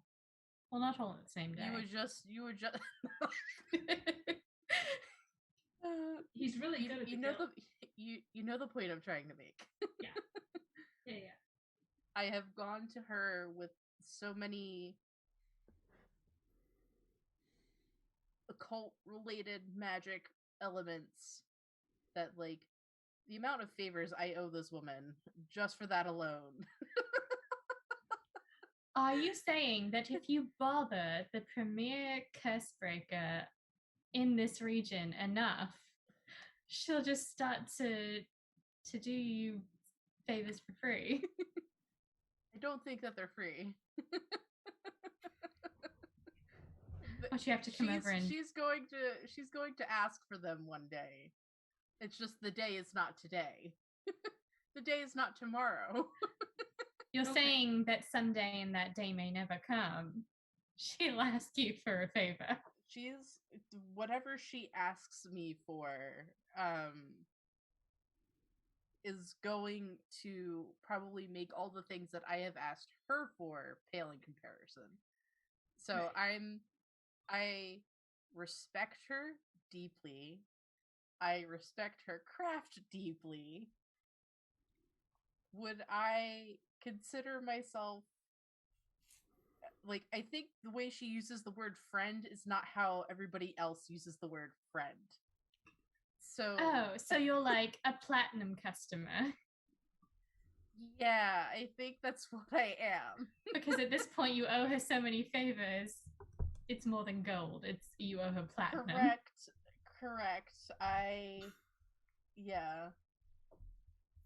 Like, but please do not say that. Like, I already know. I know how to keep my mouth shut. This doesn't leave the room, and whatever you ask her for in relation to this, to look at a pen token, yes, that's going to be tacked on to my tab. Well, it doesn't need to be, because if there's a house money, it will be. She will not take money. I'd really rather it not. I mean, I have gold on me, but like, and I will give that gold to you, but if I show up there with you, she's going to put it on my bill. That's what I'm telling you this. If I show up there with you, I am therefore linked. It is on me. All right, so I'm pretty effectively so we're fucked if we show up with you, and we're fucked if we show up without you, is what I'm hearing. Yeah, so you might as well just show up with me, because at this point, like, I showed up when Kaz was having her issue, and then like Sawa just looks at Kaz and is like, yeah, that was on my bill, so it's fine. It is what it is at this point. Honestly, I'm paired to a fucking god right now. Like, what what else in my life could possibly go wrong? Don't. I think he knocks on wood frantically. Yeah, and then he like knocks on everything wood. Mm-hmm. And then the baby starts crying because of all No, it's fine. We're a paranoid bunch. We're all in the same room right now, and that's like a lot. Okay, jingly keys, shiny thing. She's gonna be using. Let's go before someone else says something catastrophic. She's gonna be using the minor illusion. So the thing with like going to Masha's is I really don't want to bring the baby to Masha's. Yeah. The baby does not. Maybe she likes babies. No. Maybe now that's just being judgmental. I'm just guessing. Does she like children? I mean, she had all those people in her house. This is over the table, Jess. This is not Sawin. Like, I'll allow an insight check to see if you think she likes children. Sure. Yeah, I think she likes children because children don't can't get away with like trying to lie to her. That's my feel. Hang on. Babies can't ask you for complex magical spells, but they can be ingredients, and depending on who you ask.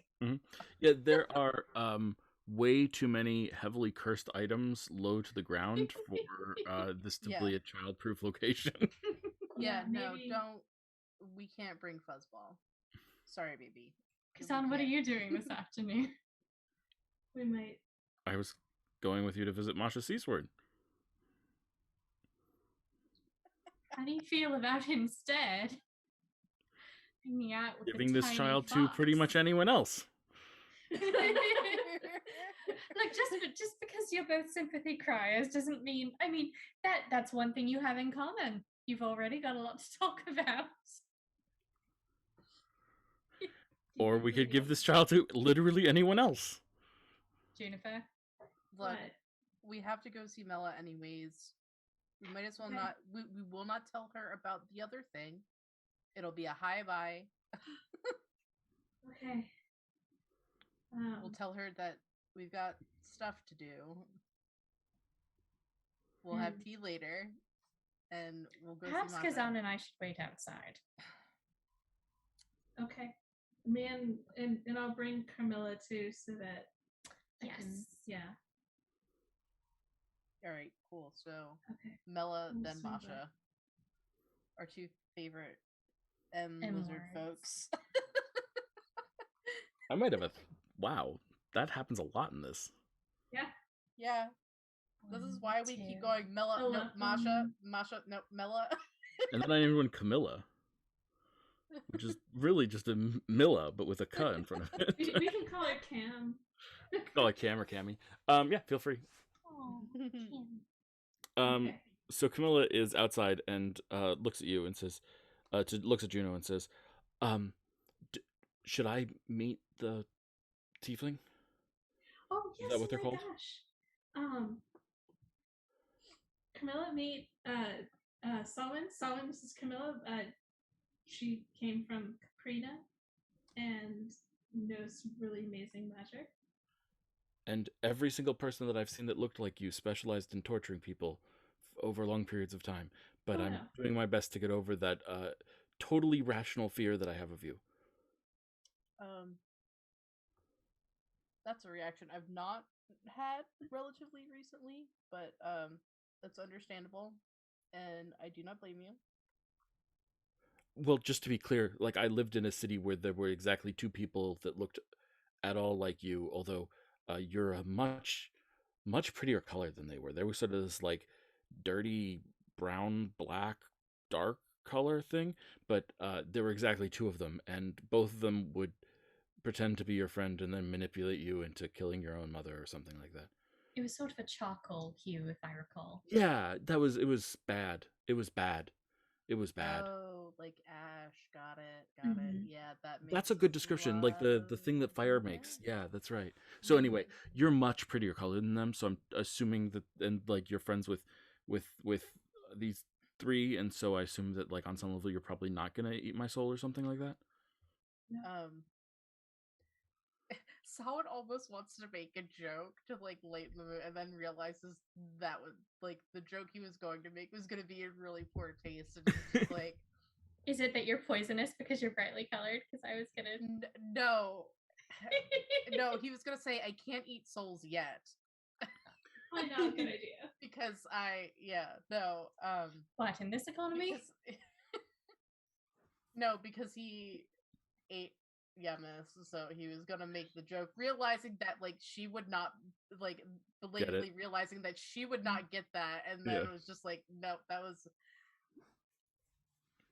I have certain abilities, but that is not one of them. So you have no need to worry. You seem quite nice, so I'm just gonna trust these three. Also, you're much smaller. Yeah, there are different types of people. Yeah, clearly, lots of different types of people. Like in smaller, I mean, like so, like solid lists. How big were they? Well, yeah, like the one I fleeced was easily over 7 feet. Juno's gonna say like it's kind of like the difference between lizards and lizard folk. Got it. Yeah, Samhain is more like lizard folk, and the ones you knew were more like dragons, evil dragon lizards. Okay, I can work with that. I don't really know how I feel about like that analogy, but that's a bit odd. They were literal demons, literal, actual demons. Oh, right, like we could have just gone there. We could have just said that. I've like, never from seen the any. Word go. Well, sorry, I've never seen any demons that weren't demons, and apparently, demons that aren't demons are called tieflings. Yes. I just didn't know. Sorry, No, that's fine. New. Also, everything is very new and bright. So then Samhain goes and it's like, oh, like so, would Samhain know of like these two? Were they like in lore or whatever in the Maelstrom, or like no? Would you know of whom? Like the demons? The two tieflings, yeah. No, yeah, they're not tieflings too. I'll add that they took the guise of like giant tieflings to intimidate their prey, but they're just straight up demons that were tricksters that I'm not going to go into the whole story again. I don't need to go into the whole story again. But broadly speaking, that's what they were, and they were just straight up evil entities of malice that were destroying the city for fun and torturing people for fun because they. I just wanted clarification because I know that like in Tawan's history they had the Empress. So if you want, you can roll history check. Stuff. Yeah. You can roll history check. Sure. That's 6. I'm rolling swimmingly tonight. Yeah. Yeah, no, you don't remember this part of history. That's fine. I mean, if you just look up the lore and remember it, that's fine by me. But Samhain does not remember. Samhain does not. Samhain probably just doesn't care. Yeah, that's totally fair too. Well, anyway, just wanted to. If I'm going to be around, I might as well say hi and actually meet you. Juniper's my partner. Samhain just like cocks his head at Juniper and was just like, okay.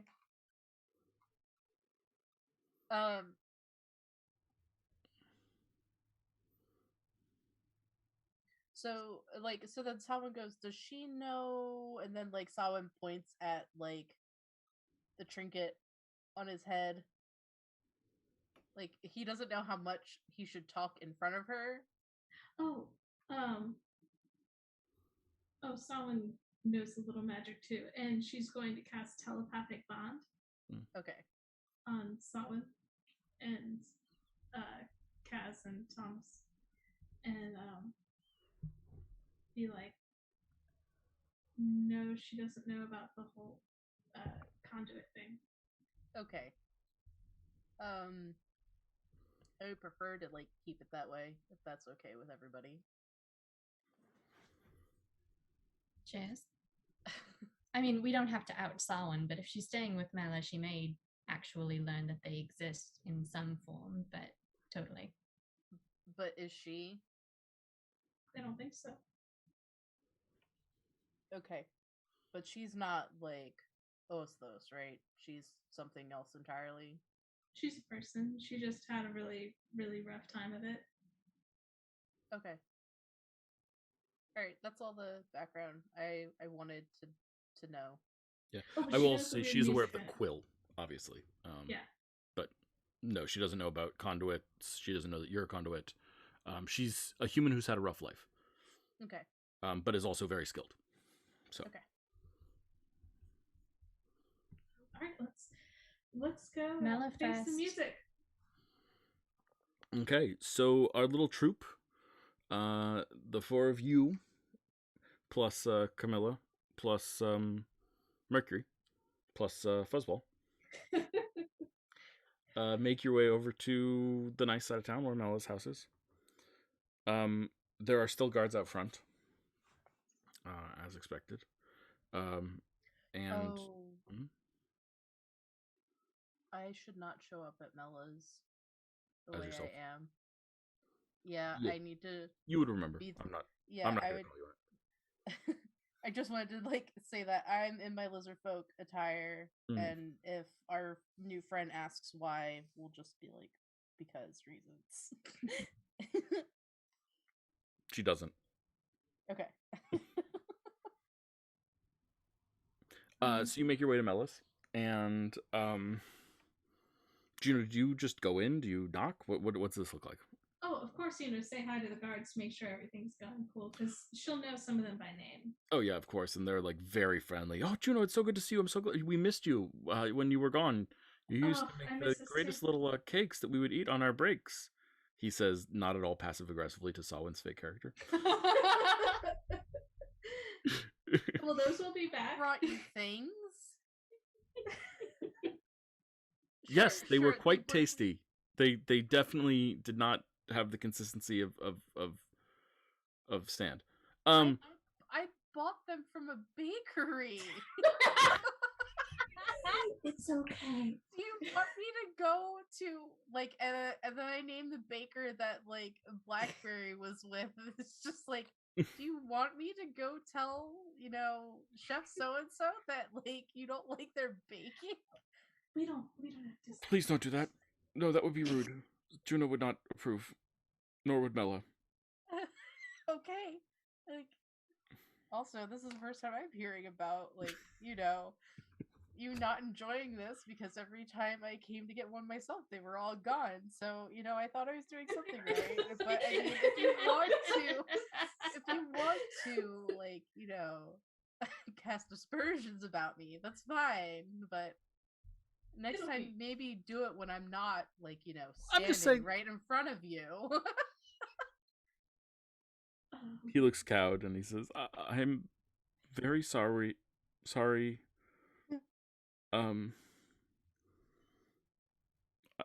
Your treats were very good. They what?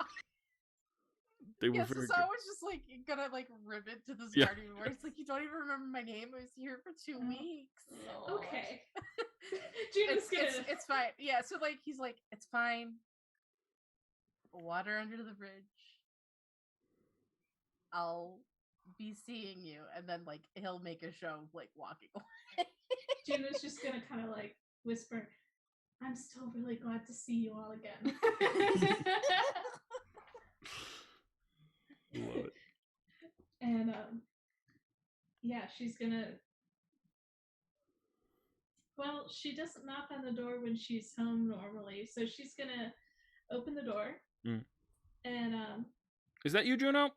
Yes, it is. Come on in here. You hear Mella shout from the sitting room. All right, I should let you know I have guests. Sure. Bring them. Okay. Perhaps Kazan and I should stay outside and not make contact with anyone. Sure. Excellent. Okay, so she's gonna walk on in. Company. We're all sitting on the front porch.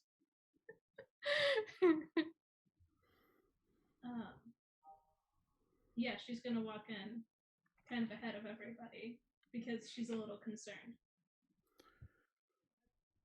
She's sitting on the couch and she looks at you and she waves you over. Come, give me a hug. Yes. So she walks over and hugs Mella,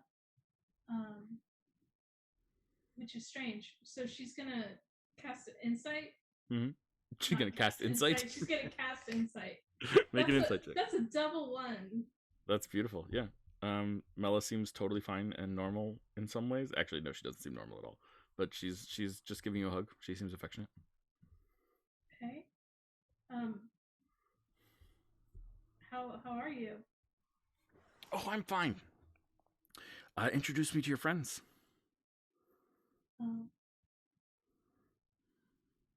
Well, you know my friend here, of course.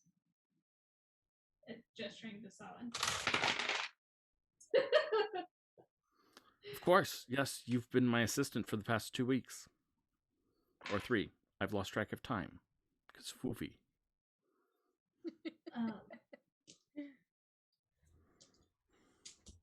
Would it be alright if, why don't I go ahead and make some tea? Do you want the stronger brew? Yeah, that would be lovely. And she's but you could also just tell me what's on your mind. Also, is that a baby? That is a baby. She's going to suggest Well, can I see it? Yes. Real quick, she's going to suggest the tea that normally means that we need a shield. Does it have to be that one today? She starts playing with the baby. Why?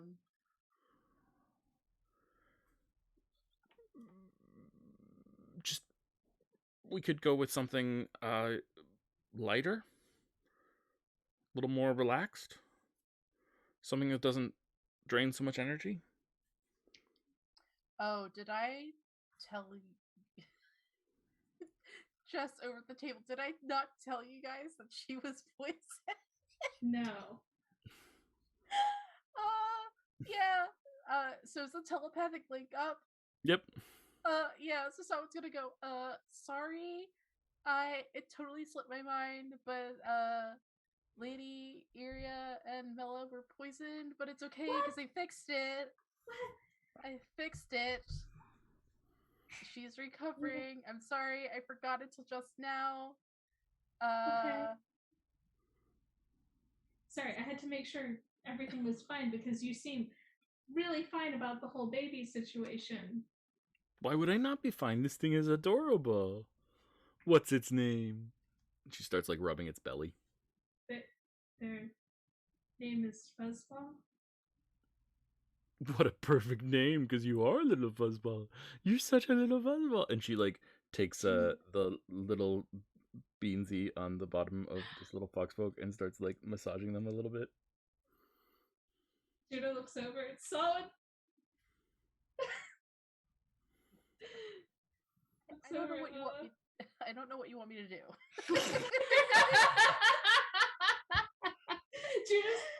Judah's gonna think it's solid and be like, "Solid, is this Mela?" Yes, she's just tired. Are you sure that it's Mela? Like, is there a way that you can tell that she hasn't been like? I've been with this woman from sunrise to sunset for the past 3 weeks. I think I would know. She's just tired. And can I also check to make sure? Roll an insight check. Okay. Oh, please roll double ones because it would be hilarious. 7. Yeah. No. Yeah. I mean, why wouldn't it be? If you, I mean, you can think what you want, but there's no signs of lying or deception. Okay. Juno, I'm really glad to see you, and this little one is really cute, but you're starting to concern me. Oh, sorry, I didn't realize. Was this how you were with me? How I was what? With whom? When with you? What do you mean? How am I different? Never mind. Oh, I should let you know. Camilla. Hi. This is Camilla. I met her at Caprina. We made it through the maelstrom. Oh, my head already hurts. Okay. Camilla, you lived inside Caprina? And Camilla looks and nods. So there are people alive inside Caprina? Yes. Caprina's not a myth? No. And the maelstrom is passable? Sort of. Fuzzball is an example of how it can be. The maelstrom generated random life? No. Fuzzball used to be close to my age. It de-aged them? Yes, it de-aged them. But not you. But not me. I'm trying to figure out a way to, sort everything out with Fuzzball. But in the meantime, we're all kind of getting together to try to take care of them. Yeah, Mella's like popping up and down with Fuzzball a little bit, just like holding them. Okay. Well, first of all, congratulations are in order. That's a very impressive feat that you could manage to go to a mythical city and cross a uncrossable barrier and retrieve someone. And whatever the object of your quest was, you have that as well? Yes. Okay. We're looking into it now to make sure, the magic that it had inside and the magic it has here is whether it's different or changed. Because magic was different there in the maelstrom and inside. That doesn't make sense to me because the laws of magic are the laws of the universe itself, but somehow you're bending the universe itself with your magic, so okay, let's assume that's real. Let's assume that's real. Coochie coo. Let's assume that's real. Yeah, it's very real. I know some of that magic now. So do I. Hi. Yeah, and so does Camilla. I was wondering, Camilla is new to everything, including like sunlight and everything, and kind of needs a place to stay. I was wondering if we do have a spare room. Oh, sure. Yes. And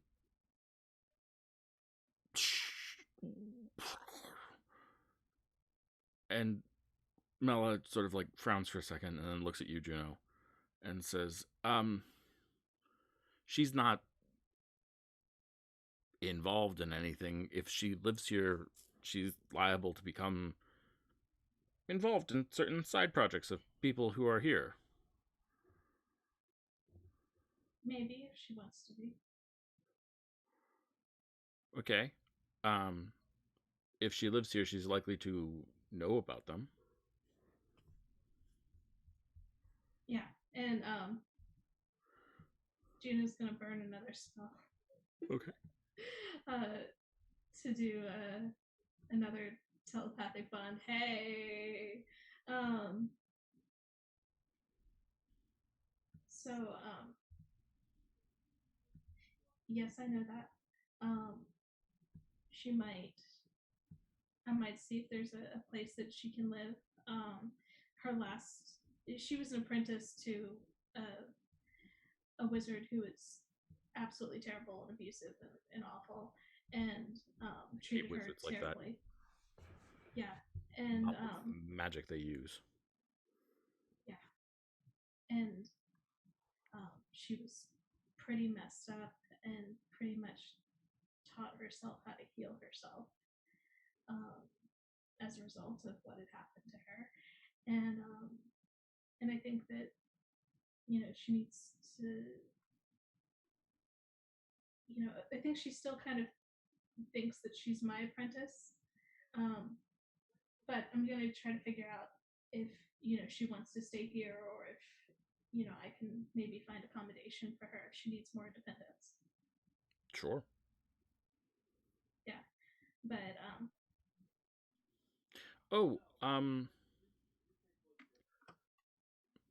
you probably heard this already, but a friend of mine sent me a notice of a vacancy in an apartment. I don't know if you'd be interested, but you probably already heard. Oh, no, I have not. Oh, I didn't think it would be me to tell you. Oh, you mean a friend who Alam? Yeah. Yeah. Well, he moved out of his place at the lighthouse. That's a possibility. Of course, your friend Camilla, was it, is welcome to stay here, of course.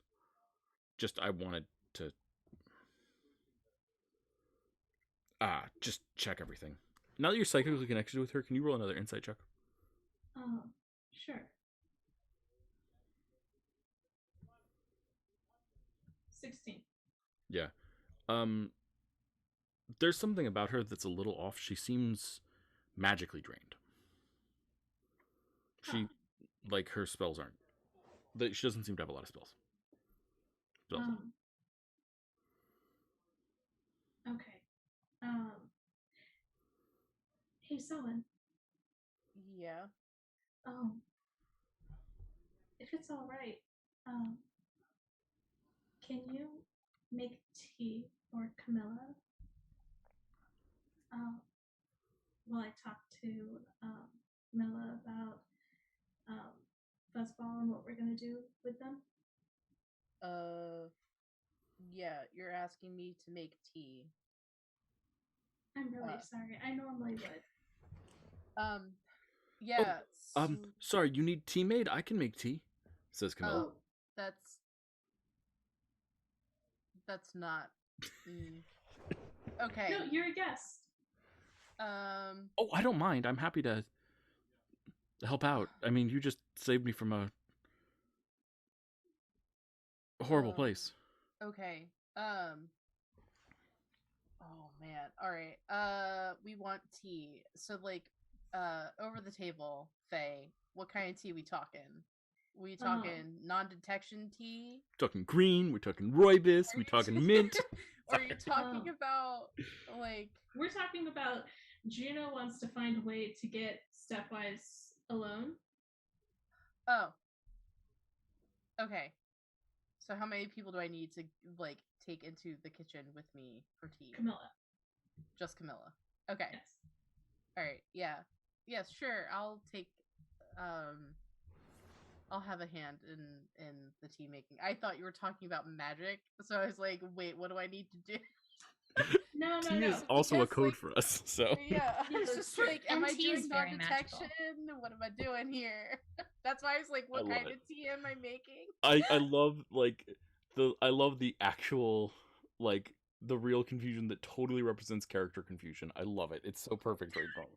Yeah. Sorry. So Juno's just gonna be like, well, maybe a nice floral tea. We have so many teas, Camilla. Just pick one that you really, really like. I won't even know what most of the flavors are, but sure, I'm excited. We can go. We'll smell the tea before we pick one. How's that? Sounds fantastic. All right, cool. We truly live in a golden world. Yeah. So like, Solid will just take her to the kitchen, and they'll just sniff tea and pick one. Juno's going to kind of lean over Fuzzball a little bit, get closer to Mela, but it's still like chill with Fuzzball. Wee. Yeah. Mela. Yes. What's going on with your magic? It's nothing. I would like to know. Look, whatever that disease was, the poison that I was cured of, I'm fully better, but I'm old. What? And sometimes that means that, like, being fully better doesn't mean you're fully better. Okay? It's not a big deal. My spells just are regenerating a little bit slower than they used to. Okay? Okay. Do you...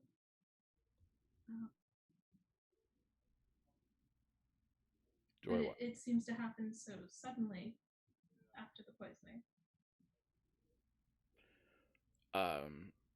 Well, to be honest, it happened during the poisoning. I didn't really know I was poisoned. I thought I was just sick.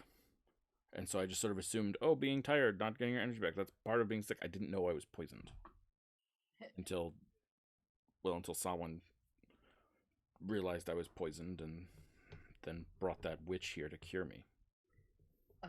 Saw it from the kitchen. If we still have the telepathic link up, he's like, Yeah. I told her for a whole day that it wasn't a normal cold. So he's just like, and Juno's gonna be like, yeah, welcome to my life. Yeah, but she actually likes you. She doesn't like me. Well, that is true. Juno's gonna be like, yeah, that's legit. She doesn't like Solid at all. She feels more warmly towards Solid than she used to. Yeah, for sure. Yeah, but I mean, she still doesn't like him. That's true. I'm not saying it's like she's not kind a of positive relationship. I don't want to say like she's terrified of Solid. No, she is kind of actually terrified of Solid. So it's just like she doesn't like me. She's scared of me. Yep. Sorry. Juno's gonna be like, well, I think I will look into Alum's old room for Camilla. It seems like she has a lot of things to unlearn about people, based off of how she was treated. But tonight we're going to see if we can use the item that we found to help Thomas's friend. So I hate to, pop in and then pop out and then come back in later and everything, but would it be okay if you looked after Fuzzball for us? Oh, sure. Take care of this little one? Of course. She like holds her little lizard folk claw out for Fuzzball to like grab and play with. It's got a good grip. They've got a good grip. Yeah, no, they're a good person. And they were an adult before? Yeah. And when they were adult, they used they them pronouns? Yes. Just double checking. Yeah, no, that just to be sure. Yeah, just want to be respectful of their future life. Yeah, exactly. Thank you for being so understanding. And also, I'm sorry about sending you that message suddenly in the middle of nowhere about the baby situation, but we really didn't know what to do. Well, it's just a matter of, this one is just very, very cute, and I'm sure, and she starts like scritching their little stomach. She's like, I'm sure it's going to be totally fine. Plus, I've done this all before, no big deal. Oh, Grand Mela. Yes. Well, thank you, Mela. We probably won't be very long. I'll be back tonight, and we can catch up properly. Of course. And I think as you're leaving, you see Mela go to the bookcase. It's like a side bookcase. It's basically decorative. It's not where any of the real important books are stored or anything like that, so you don't really think about it that much. She goes there and she starts going through it, and she grabs out a book. She looks at it, and she comes over and she flips it open, and it's like a children's picture book. Arcane Runes for Beginners. Yes. And she starts reading it aloud to Fuzzball. Oh my god. So we're leaving, just as an over the table thing, we're leaving both the baby here and your new friend. Yeah. And I think I'll show Camilla like the spare room and everything and be like, you can try out more tea if you like. Sure, yeah. And there's like a fluffy, flaky bread thing that I might eat if that's okay. Oh, totally. Oh man, I'm gonna show you so much about pastries. Cool. That sounds great. I'm excited. So I live here now, and you live in that one. Yeah, I was thinking you could stay here for tonight. A friend of mine rented rooms above a bookstore. if you want your own place, we can check out that room. Sure, yeah. Tomorrow. Yeah. I mean, really what I think would be great is if we could turn it, I don't know if this is allowed or whatever, but if we could turn it into like a shop or something and sell some charms or trinkets. I don't know if that'd be so cool. I love that. Just putting it out there. I love that idea. That sounds now awesome. that we're partners, it sounded fun. But, yeah. No, I love that idea. Let's get together and talk about it. Okay. Well, I'm going to be here. Hey, sorry, I can't help but notice, but this guest room has a lot of books in it. Am I allowed to read those? She can glance over at the books. Are they bad? No. They're... Yeah. And, do you have like a... Sorry, this city is called Racy. Racy. And this is in the country of Chalestra. Yes. And these are the Shimmering Seas. Yes. Do you have like a history that I could read? Oh, yes, I do. And Juna's going to run over and grab one because I'm sure she had one for her own studies. And she's also going to, and she'll give that to her, and then she's also going to take out her well-used Book of Manners by a Lady of Quality. And this one is Juno's, which means that it has all of Juno's notes that she's taken over the years about, like, you don't actually say this to lizard folk. You say this instead. And she goes, and this might also be useful. I made a lot of notes about it because it's very dated, but considering a lot of the people here are new, this might be something to look into. Okay. It has a lot of stuff about like social cues for different people and that kind of thing. Roll a persuasion check.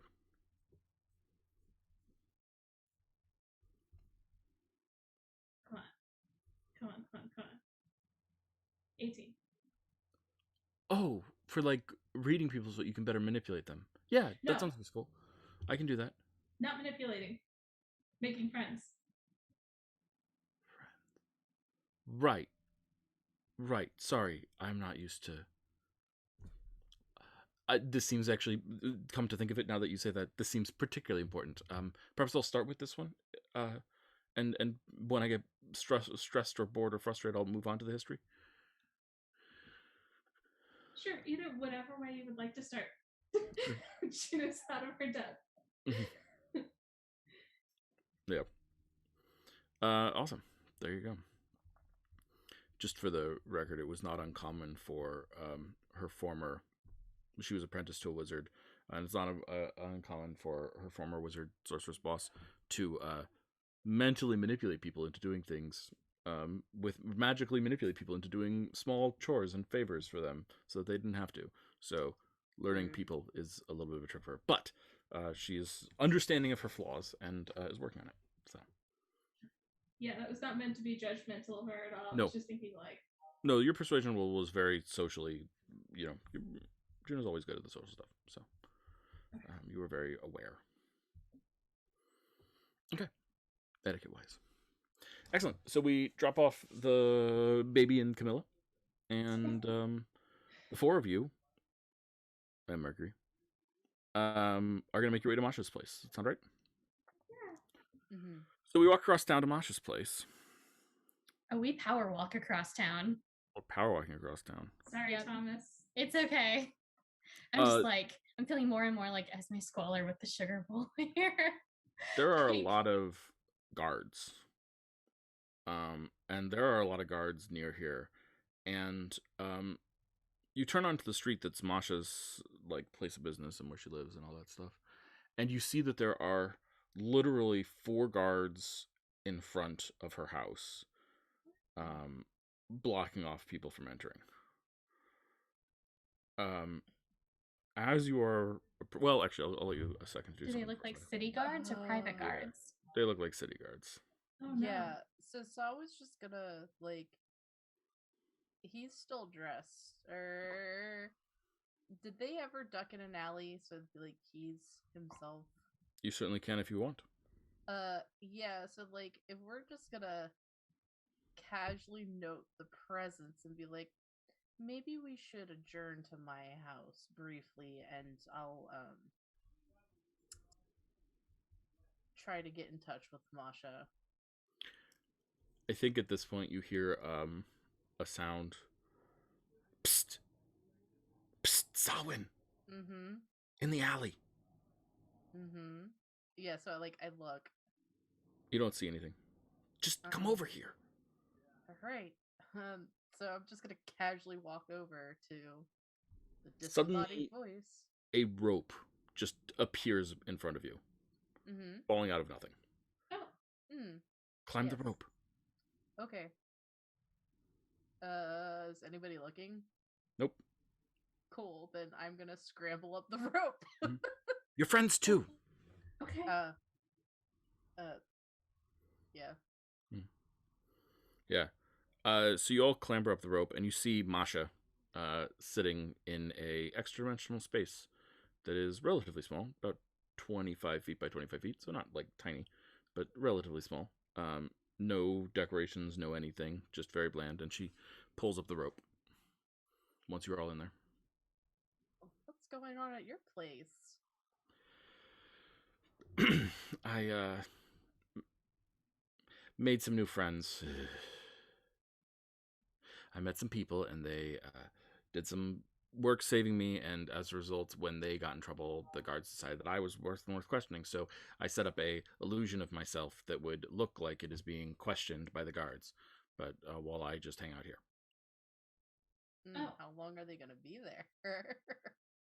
I wouldn't expect much longer. The illusion is designed to look very weakened at about, well, not that long, but so we can just wait. It won't be more than another 5 minutes. I just didn't want you to leave and come back, or even worse, see the fake me getting beaten up and get all heroic or something like that. I mean, I was just gonna contact you the way I contacted you the other day, but I'm glad I didn't do that because you're already currently doing so much work. And he just kind of like gestures around and then like gestures towards her shop. You know, honestly, I set up some of those protection spells so long ago that I don't even remember how they're made. So, I'm sorry, did you make this like a simulacrum?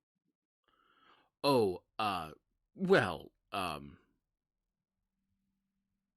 it's not the wizard simulacrum thing that you're thinking of, probably. That spell is advanced and powerful and cool, don't get me wrong. No, it's more of a well, I guess you would call it like a tulpa of myself. It's a symbol. Okay. I can make a. It's not as intelligent as myself. It's not as anything as myself. I can't do anything that I can do. It more just looks, acts, and behaves like myself. It's more. It's really. It's not an illusion because it's physical, but it's much closer to an illusion. Okay. Juno got very excited for a moment.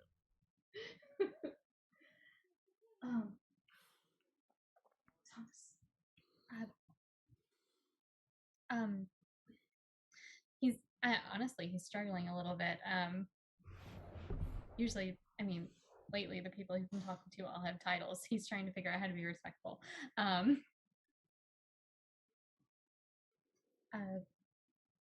It's so good to see you looking well. I know it's been a moment or a few months since we last came into contact with each other. I'm not sure if you remember Thomas Dagmar. I'm pleased to meet you. I remember you. Okay. Wonderful. I am wondering if you are currently available for consultation on the assessment of a magical item. Sure. Anything for a friend of someone's. Now, when you say that, just to clarify, Thomas, are you going to make him do anything unpleasant or strange, or because I can't be doing with that. I mean, I would rather if it comes to the point where something is owed to you, which you're a businesswoman, I'm sure. About Samhain is my friend. I would never do something like that to Samhain. Yeah, so it's like if Thomas has his back to Samhain, yeah, but like Masha can see Samhain, yeah, sure. He's just going and like doing like the eye roll. Thomas is trying to keep his ass out of the fire. Oh my god. No, like kids these days. Samhain understands, but also he's like, I specifically told Thomas to not do this because he's just gonna make it worse for me. So now Samhain's just going like, yeah, like he's gonna talk, but it's fine. Like, don't worry about. Get that put on his business cards. Yeah. Does this involve you too, Juno? Yeah. So, you want me to look at something and tell you what it does, what it is? Yes. I mean, we know effectively what it's intended to do. We haven't been able to. None of us, unfortunately, had the skills to do an appraisal on the spot ourselves. And I mean, you weren't there at the moment. Calm down. And we just want to make sure that it does what it says, and it's not actually some cursed item that's going to implode half the city or something, or possibly have something else nasty attached to it. And he opens the box and he pulls out the pen.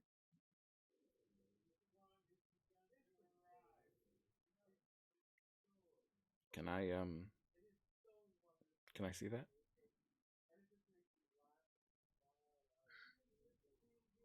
Oh, can you not see it? He holds it closer. She reaches to take it from you. Thomas looks at Samhain. Yeah? Verification? Yeah? If you want her to do what she does best, she has to touch it. She understands that we are asking a favor from her, and that a favor will be owed. So, you need to let her touch it. You can trust me.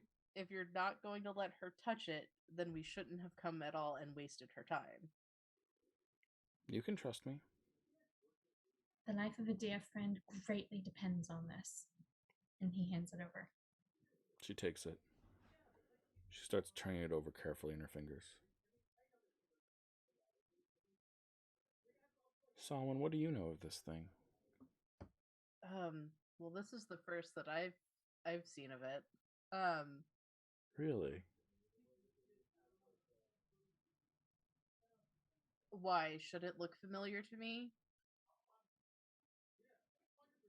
So like while she's like looking at it, can he just like do his little trance and then but look at the thing? Look at the pen? Yeah, you want to do a trance of the pen? Yeah, sure. I'm not I don't need to touch it. I'm like looking at it. I'm gonna trance on the pen. Solomon, I have an important question to ask. Where is your violin?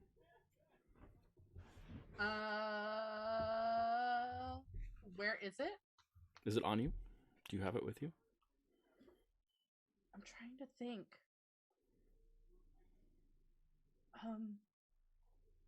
I know he doesn't generally speaking, someone doesn't like to leave it at home, and ever since Ocean Swell's been home, he doesn't like to leave it there. So you probably have it with you then, right? Yeah.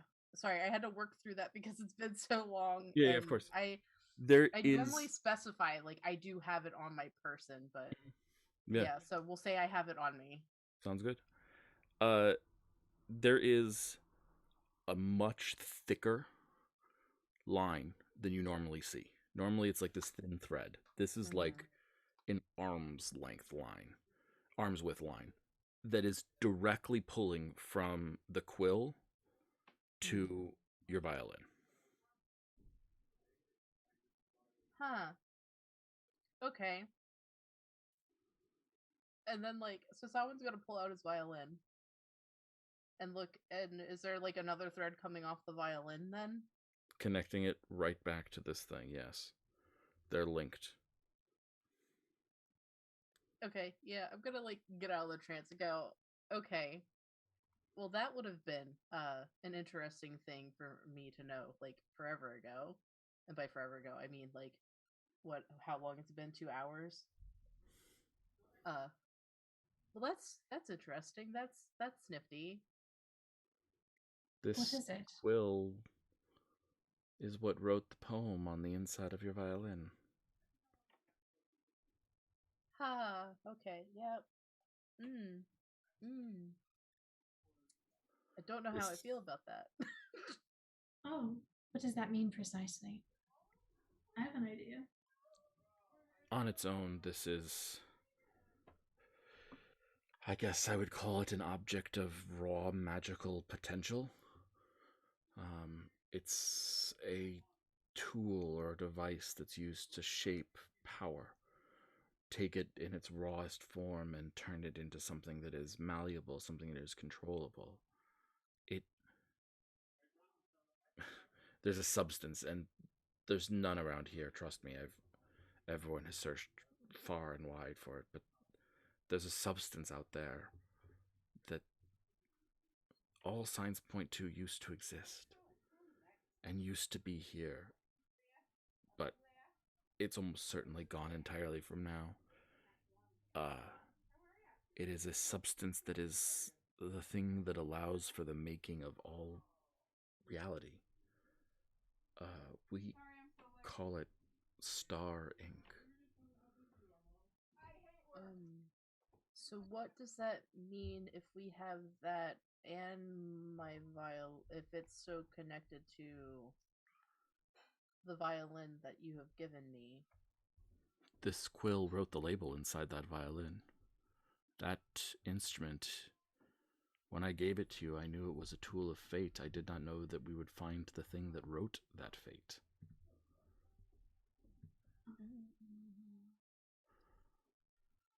You can use this to... Well, I mean, with different magical devices, it would probably have different effects. With Star Ink, though, you could rewrite the name of something in reality. With Earth's Blood, you could change something from a weak state to an empowered state. With Soulwood, you could make something so that you could use this quill and Soulwood to grant a tattoo to someone that would make them invisible to magic and unable to touch it for all time. This is a true tool of artistry and delicacy. I do not know where you found this, but this is quite beautiful. Does that answer your question?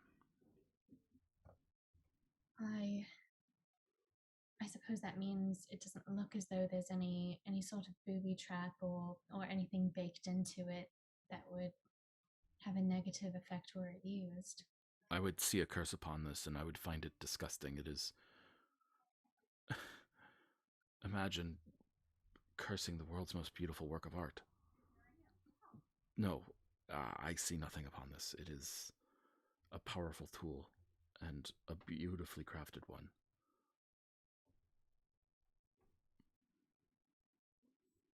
Yeah, so someone's just gonna think at everybody else, or like use the telepathic link if it's still up, and just say, Yeah. so like,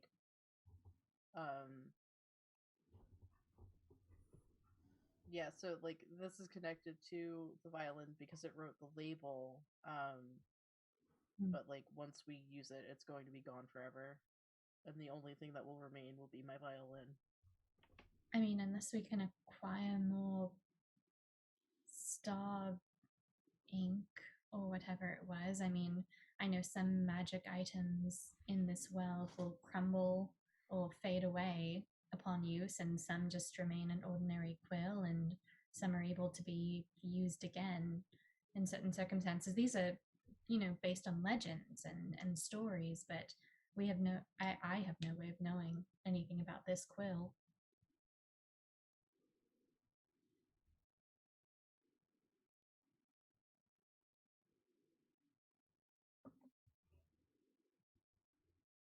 Well, that's the case then. I see no reason not to use it immediately. Can you sorry, probably don't want to do it in this demiplane, whatever you're going to do, because it'll be limited in effect to the demiplane that you are on, and this isn't a real demiplane. But give me 1 second. And she sticks her head through the floor next to the rope and just sort of looks around outside and pulls her head up and says, "The guards are gone." Juniper. Yes. You're involved in this whole thing? Yes. Great. Can you do me a small favor? Mm-hmm. And she reaches inside her robes and pulls out a piece of paper and hands it to you. Says, "Could you deliver this to Mela for me?" Sure. Thank you. Is it okay if I read it? Oh, sure, but make sure you deliver it. She's gonna just glance at it. Mm-hmm. Yeah, it's a list of like regulated substances and illegal things. Some are regulated for like drug use, others are regulated for like magical use. What's this? But is she your supplier now? So No, she's unbanning some things for me. Oh God. Okay, yeah, so Sawa goes, look, they don't like each other. I called Masha under duress. I know. Why would he call you under duress? Your name is Masha Seaswan. Okay. Thomas. Well, You do realize I can still curse you. well, thank you. She'll turn Masha, you into for a duck. keeping her alive.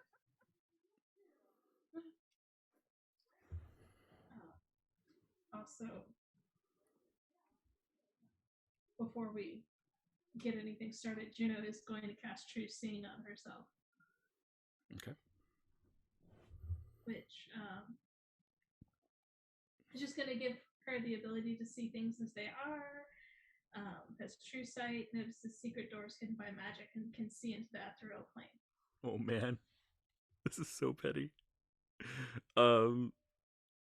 As you cast this, you notice that Masha is using minor illusion to cover up a zit. Well, she will not comment on that. Look, we've all had days like that, all right? Of course. Yeah. Juno has fur, so she always looks perfect, so she's not going to comment. Not all of us can be foxhole. Yeah, exactly. And You Juno should tried see to her hide her about black her fur day. when she got corrupted. That's Yeah, true. yeah.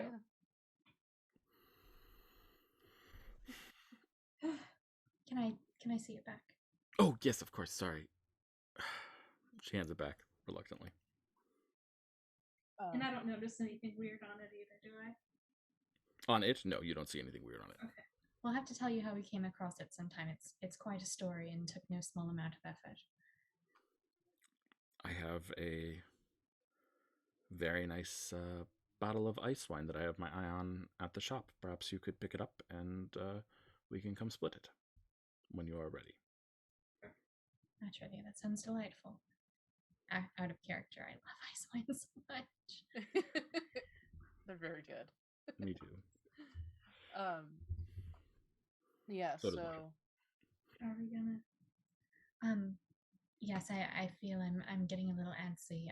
I wouldn't like to delay. Thank you. I greatly appreciate your time. Of course. She tosses the rope down and climbs down. You might want to get out of there. It's going to eject you on your butt in about Cheers. 2 minutes. Yep, sliding down. So just an over the table clarification question. If we do this now and give the friend their new name, will the Kraken immediately make a beeline for us? I mean, yeah. I was thinking, and maybe we should do this in character. Maybe you are doing this in character and I'm not, and I'm messing up. But I mean, I don't want to wait much longer on this. I'm starting to feel very. There's something anxious inside me about it, and I don't see any reason to put this off. Okay. But if you're able to reach out to him the way you have been, and to ask him specifically what language he used when he agreed to whatever this is, if if it's if his imprisonment only applies to him, or if there was some sort of exchange where the Kraken agreed to a 6-month time period in order to have time to torture and eventually kill him, and that would stick regardless. Yeah, so then Sawan's just gonna thank at Osthos, and he's just like, all right, our deal was that you'd help me deal with the Kraken.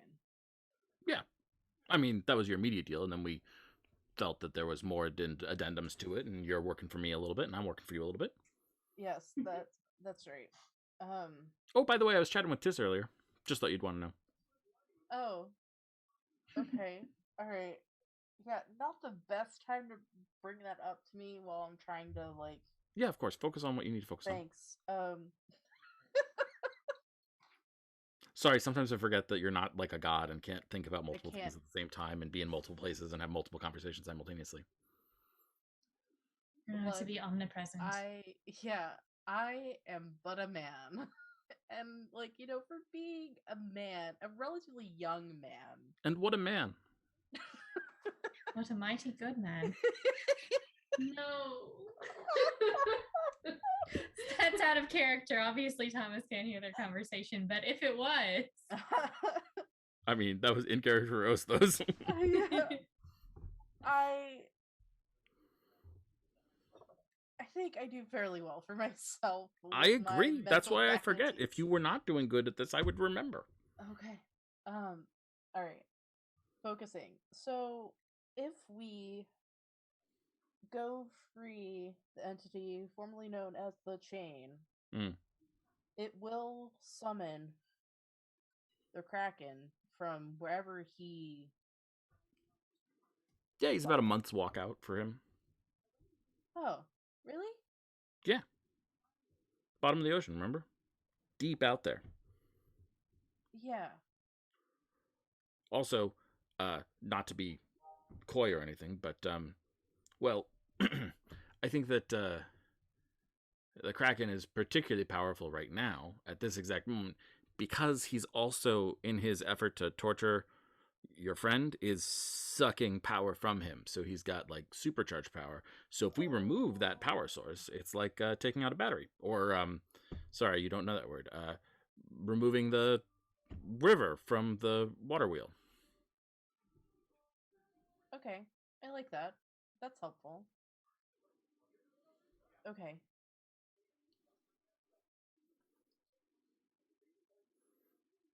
All right. Though, that being said, well, let's do this now. And then come back and talk to your friend, Algernon. Mm-hmm. And then once we've talked to your friend Algernon, then we can do a thing tomorrow, too, if we get a good night's rest. I don't want to do it tonight because I think that it might sap some energy from you, but you tend to pick it back up on after a night. Yeah? You want to do Prince in the morning? Depends on how well this afternoon goes. All right. So then Simon stops having the mental conversation and goes, okay, here's the plan.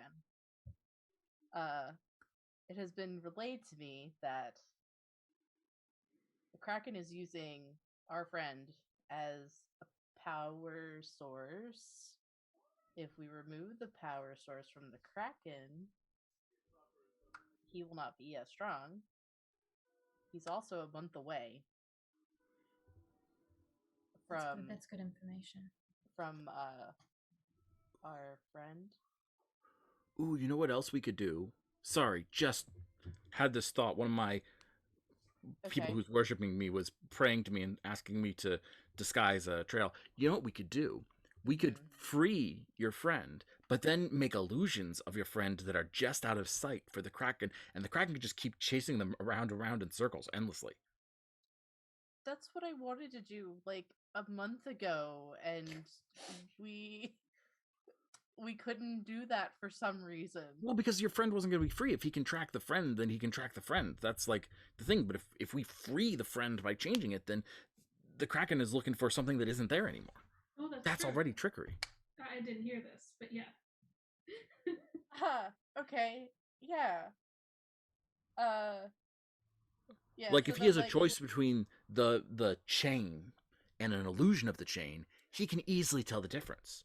But if he has a choice between an illusion of the chain and a thing that is not the chain anymore, then he will go for the illusion of the chain. how long can we keep that up? How dumb is the Kraken? Yes. Yeah. Yeah. So. I mean, I not to brag, but I once did this to the God of Death for well about 300 or 400 years. Yeah. Okay. Make no mistake, I will be ripping that thing apart. Well, that would cut the time that I would need to keep the illusion up for, like, down. Yeah, you can't do anything to the Kraken, because... Not today. I might need the Kraken, like... Not all of him. I need him a more. portion of him, because, you know, Yemis is in a glass bowl right now, and I need to fix that. So... I need the Kraken in order to do that. I don't need him as he is now. You can have an arm. That's good enough. Or maybe his heart. His heart, that seems rather poetic. I would like to feed that to some giant sharks, but we can renegotiate. All right, fair. Okay, so here's the scoop. We're going to take our friend. I would like to do this at the temple. Well, we're not going to be at the temple. We're going to have... And then, like, Sawan just points at palm tree and is like, we're gonna be on...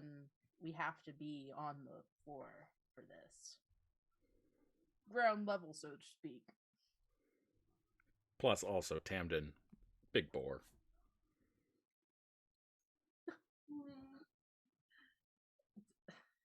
Someone, please so talk to your friend. I'm so glad that you're not broadcasting to everybody right now, because I keep forgetting this is that. not the time for that joke. I didn't joke. So, all right, let's try this again. The game plan is we have to go to the bottom floor to see our friend. We are essentially pulling the plug on the Kraken. A+ all around. We will then make copies of our friend, who's gonna go through their metamorphosis and be something entirely new. And we're going to make the Kraken, for lack of a better phrase, chase his own tail for a bit. That sound Nice. peachy keen, jelly beans? It does, but in case he's still wounded and needs even just a quiet place or somewhere to recover, I would like to do it somewhere private. I'm not sure if this thing is going to work underwater. It came from the stars. The line that this thing has connected to my violin was bigger than my arm, or as thick as my arm. Like, Masha, like, if Masha wanted to take that from, like she clearly wanted that, right? She does not waste her time with things that don't have significant magical meaning. It'll work. It's going to work regardless of where we are. You heard her, we have to be on the same plane as him, so I'm also assuming that means we need to be where he is physically located, wherever he is in the world, which is bottom floor. Okay. All right, if that If that sounds best, I mean, the Kraken was very much on this plane of existence when it was headed towards the city, but if that's what makes the most sense.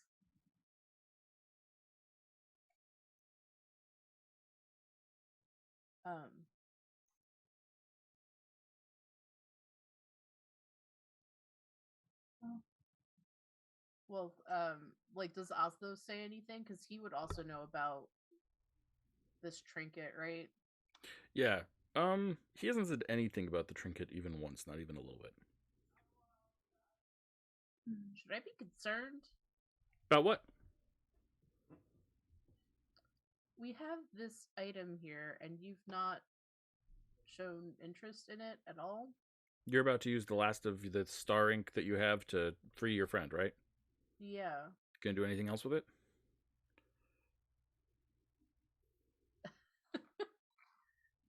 I don't know what its purposes is for, and Great, then let's use it to free your friend. That sounds like a good use of it by my terms. I'm quite happy with this decision. Can I insight check? Yeah, of course. I really hope you roll well. You know what? Can I use my inspiration on this? Yes. Okay, cool. Insight. Inspiration. That's a 23. Okay, I got to roll because I have a plus 12. I know we're well past the beach episode, but I always want to call it inspiration. Okay. Dope. Take this as you will. Yeah. But his voice tremors slightly in a way that represents a little bit of fear. He's happy that you're using it this way because this is like something that could actually affect him. Okay. All right. Oh, I get it. Okay. All right.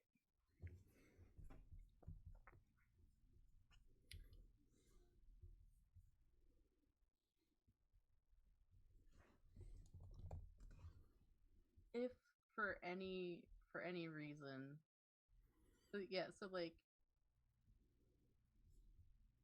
how long does telepathic link last? I think an hour. Okay, so it's probably up by now. It would be about 2 with Juno. Oh, right. Also, how much can like Oslo see? Like, if him and I are bound, how much like of my thoughts does he actually know at any given point in time? Yeah, he has shown the ability to dive into your thoughts, but not without you noticing. So. Okay. All right. Yeah. So I'm gonna like think at Juno, then, and go. If there's anything that remains of this quill when we are done with it and using it for its purposes, I would like to have it. If that's okay. Yeah. If you want me to help you study it, though, I will. I think I would like that.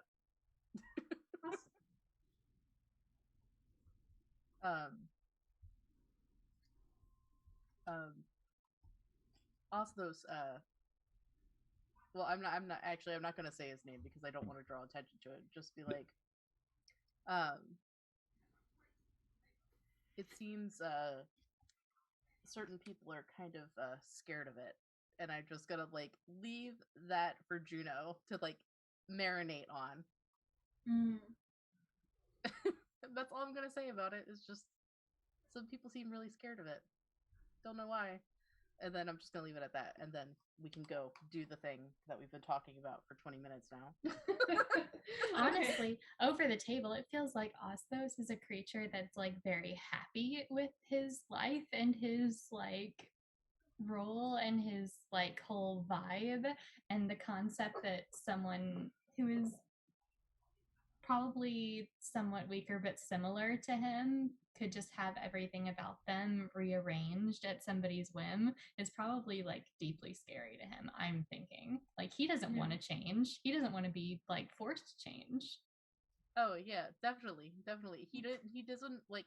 Also, like, remember too, like he doesn't really want to actively help me try to free EMS because like he doesn't want to give me the secrets of the universe in order for me to be able to like free them. Mm-hmm. So it's just kind of like, well, if you're not gonna help me and you're only helping me in half measures, then I'm going to take full measures in figuring out how to do this myself, with or without you. And if you're going to be an ass about it, then I'm going to be an ass about it. Well, is it time for us to head out? Let's do it. And you guys start heading out into the ocean. And with that, we're going to call it an episode. Oh, Sarah. We just had to have tea at Mella's, didn't we? I'm so sorry, Sarah. Okay, let's hand out some experience points and all that good stuff. Where are we Sarah, at? if we level up again, Sarah's not gonna be. I mean, it's fine. I've been tracking like where he is and what's gonna happen with him like at every level so far. So like I have it planned out, but like I just really want to get him out of there. I feel so terrible. And now it's so closed, and I'm gonna be like so like. I know. How many levels behind are you? I'm still at level 9. Okay. What are you guys at? 12? Level 12. Okay. Coolio. Well, let's dive on in and hand out some experience points. Did we learn anything about the Primarch this episode? Yep. He was almost assassinated. He's reinstituting a draft. A lot of things. Yeah. We'll give you that point. Did you express your character's class, species, or background in a meaningful or impactful way? Feel free to nominate each other. I like nominating each other. I don't know why. Stalin and Osthos, for sure. Yeah. Works for me. Stalin, you want to nominate Juno? Sure. Juno, with regards to let's see, I guess like having her little heart to heart again with Mela and her interactions with like bringing in what is her name, Camilla into the house. That was an interesting sort of I'm exchange. Done. Yeah, I agree. I also well, I'll actually, no, I'm gonna add another one. I'm gonna give you a bonus point here because Faye, you had a moment that I particularly liked. Asking Blackberry to teach you the language of the Foxfolk. I thought that was very nice. It's really cute. Oh yeah. Faye, do you want to do something for Thomas? Nominate Thomas. Yeah, gosh, Thomas, everything. I'd say in particular,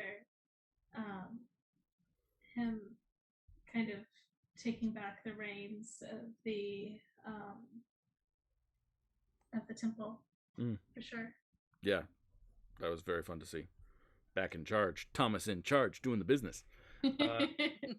Did you overcome a meaningful obstacle or impediment to your character? This can be personal growth, knowledge, or defeating something.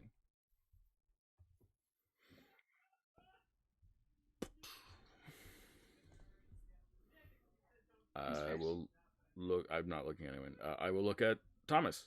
Did you overcome an obstacle? Okay. Yes. He definitely did not want to be surrendering that pen. That's like a minor thing. Yeah. It's also very difficult for him not to like jump right back into temple stuff. Yeah. And I think that was his immediate temptation. Like, okay, well, let's go see the body first. And like, let's do this. And we need to send, this message to this person and tell me about this. And like, he wasn't yet at the point where he was starting to feel more anxious about everything. I think that happened like as the day went on. Yeah. And like they weren't any closer to like getting this done. But a couple of things that he struggled with. Absolutely. And Jess, Solon, overcome anything? I don't think it's big.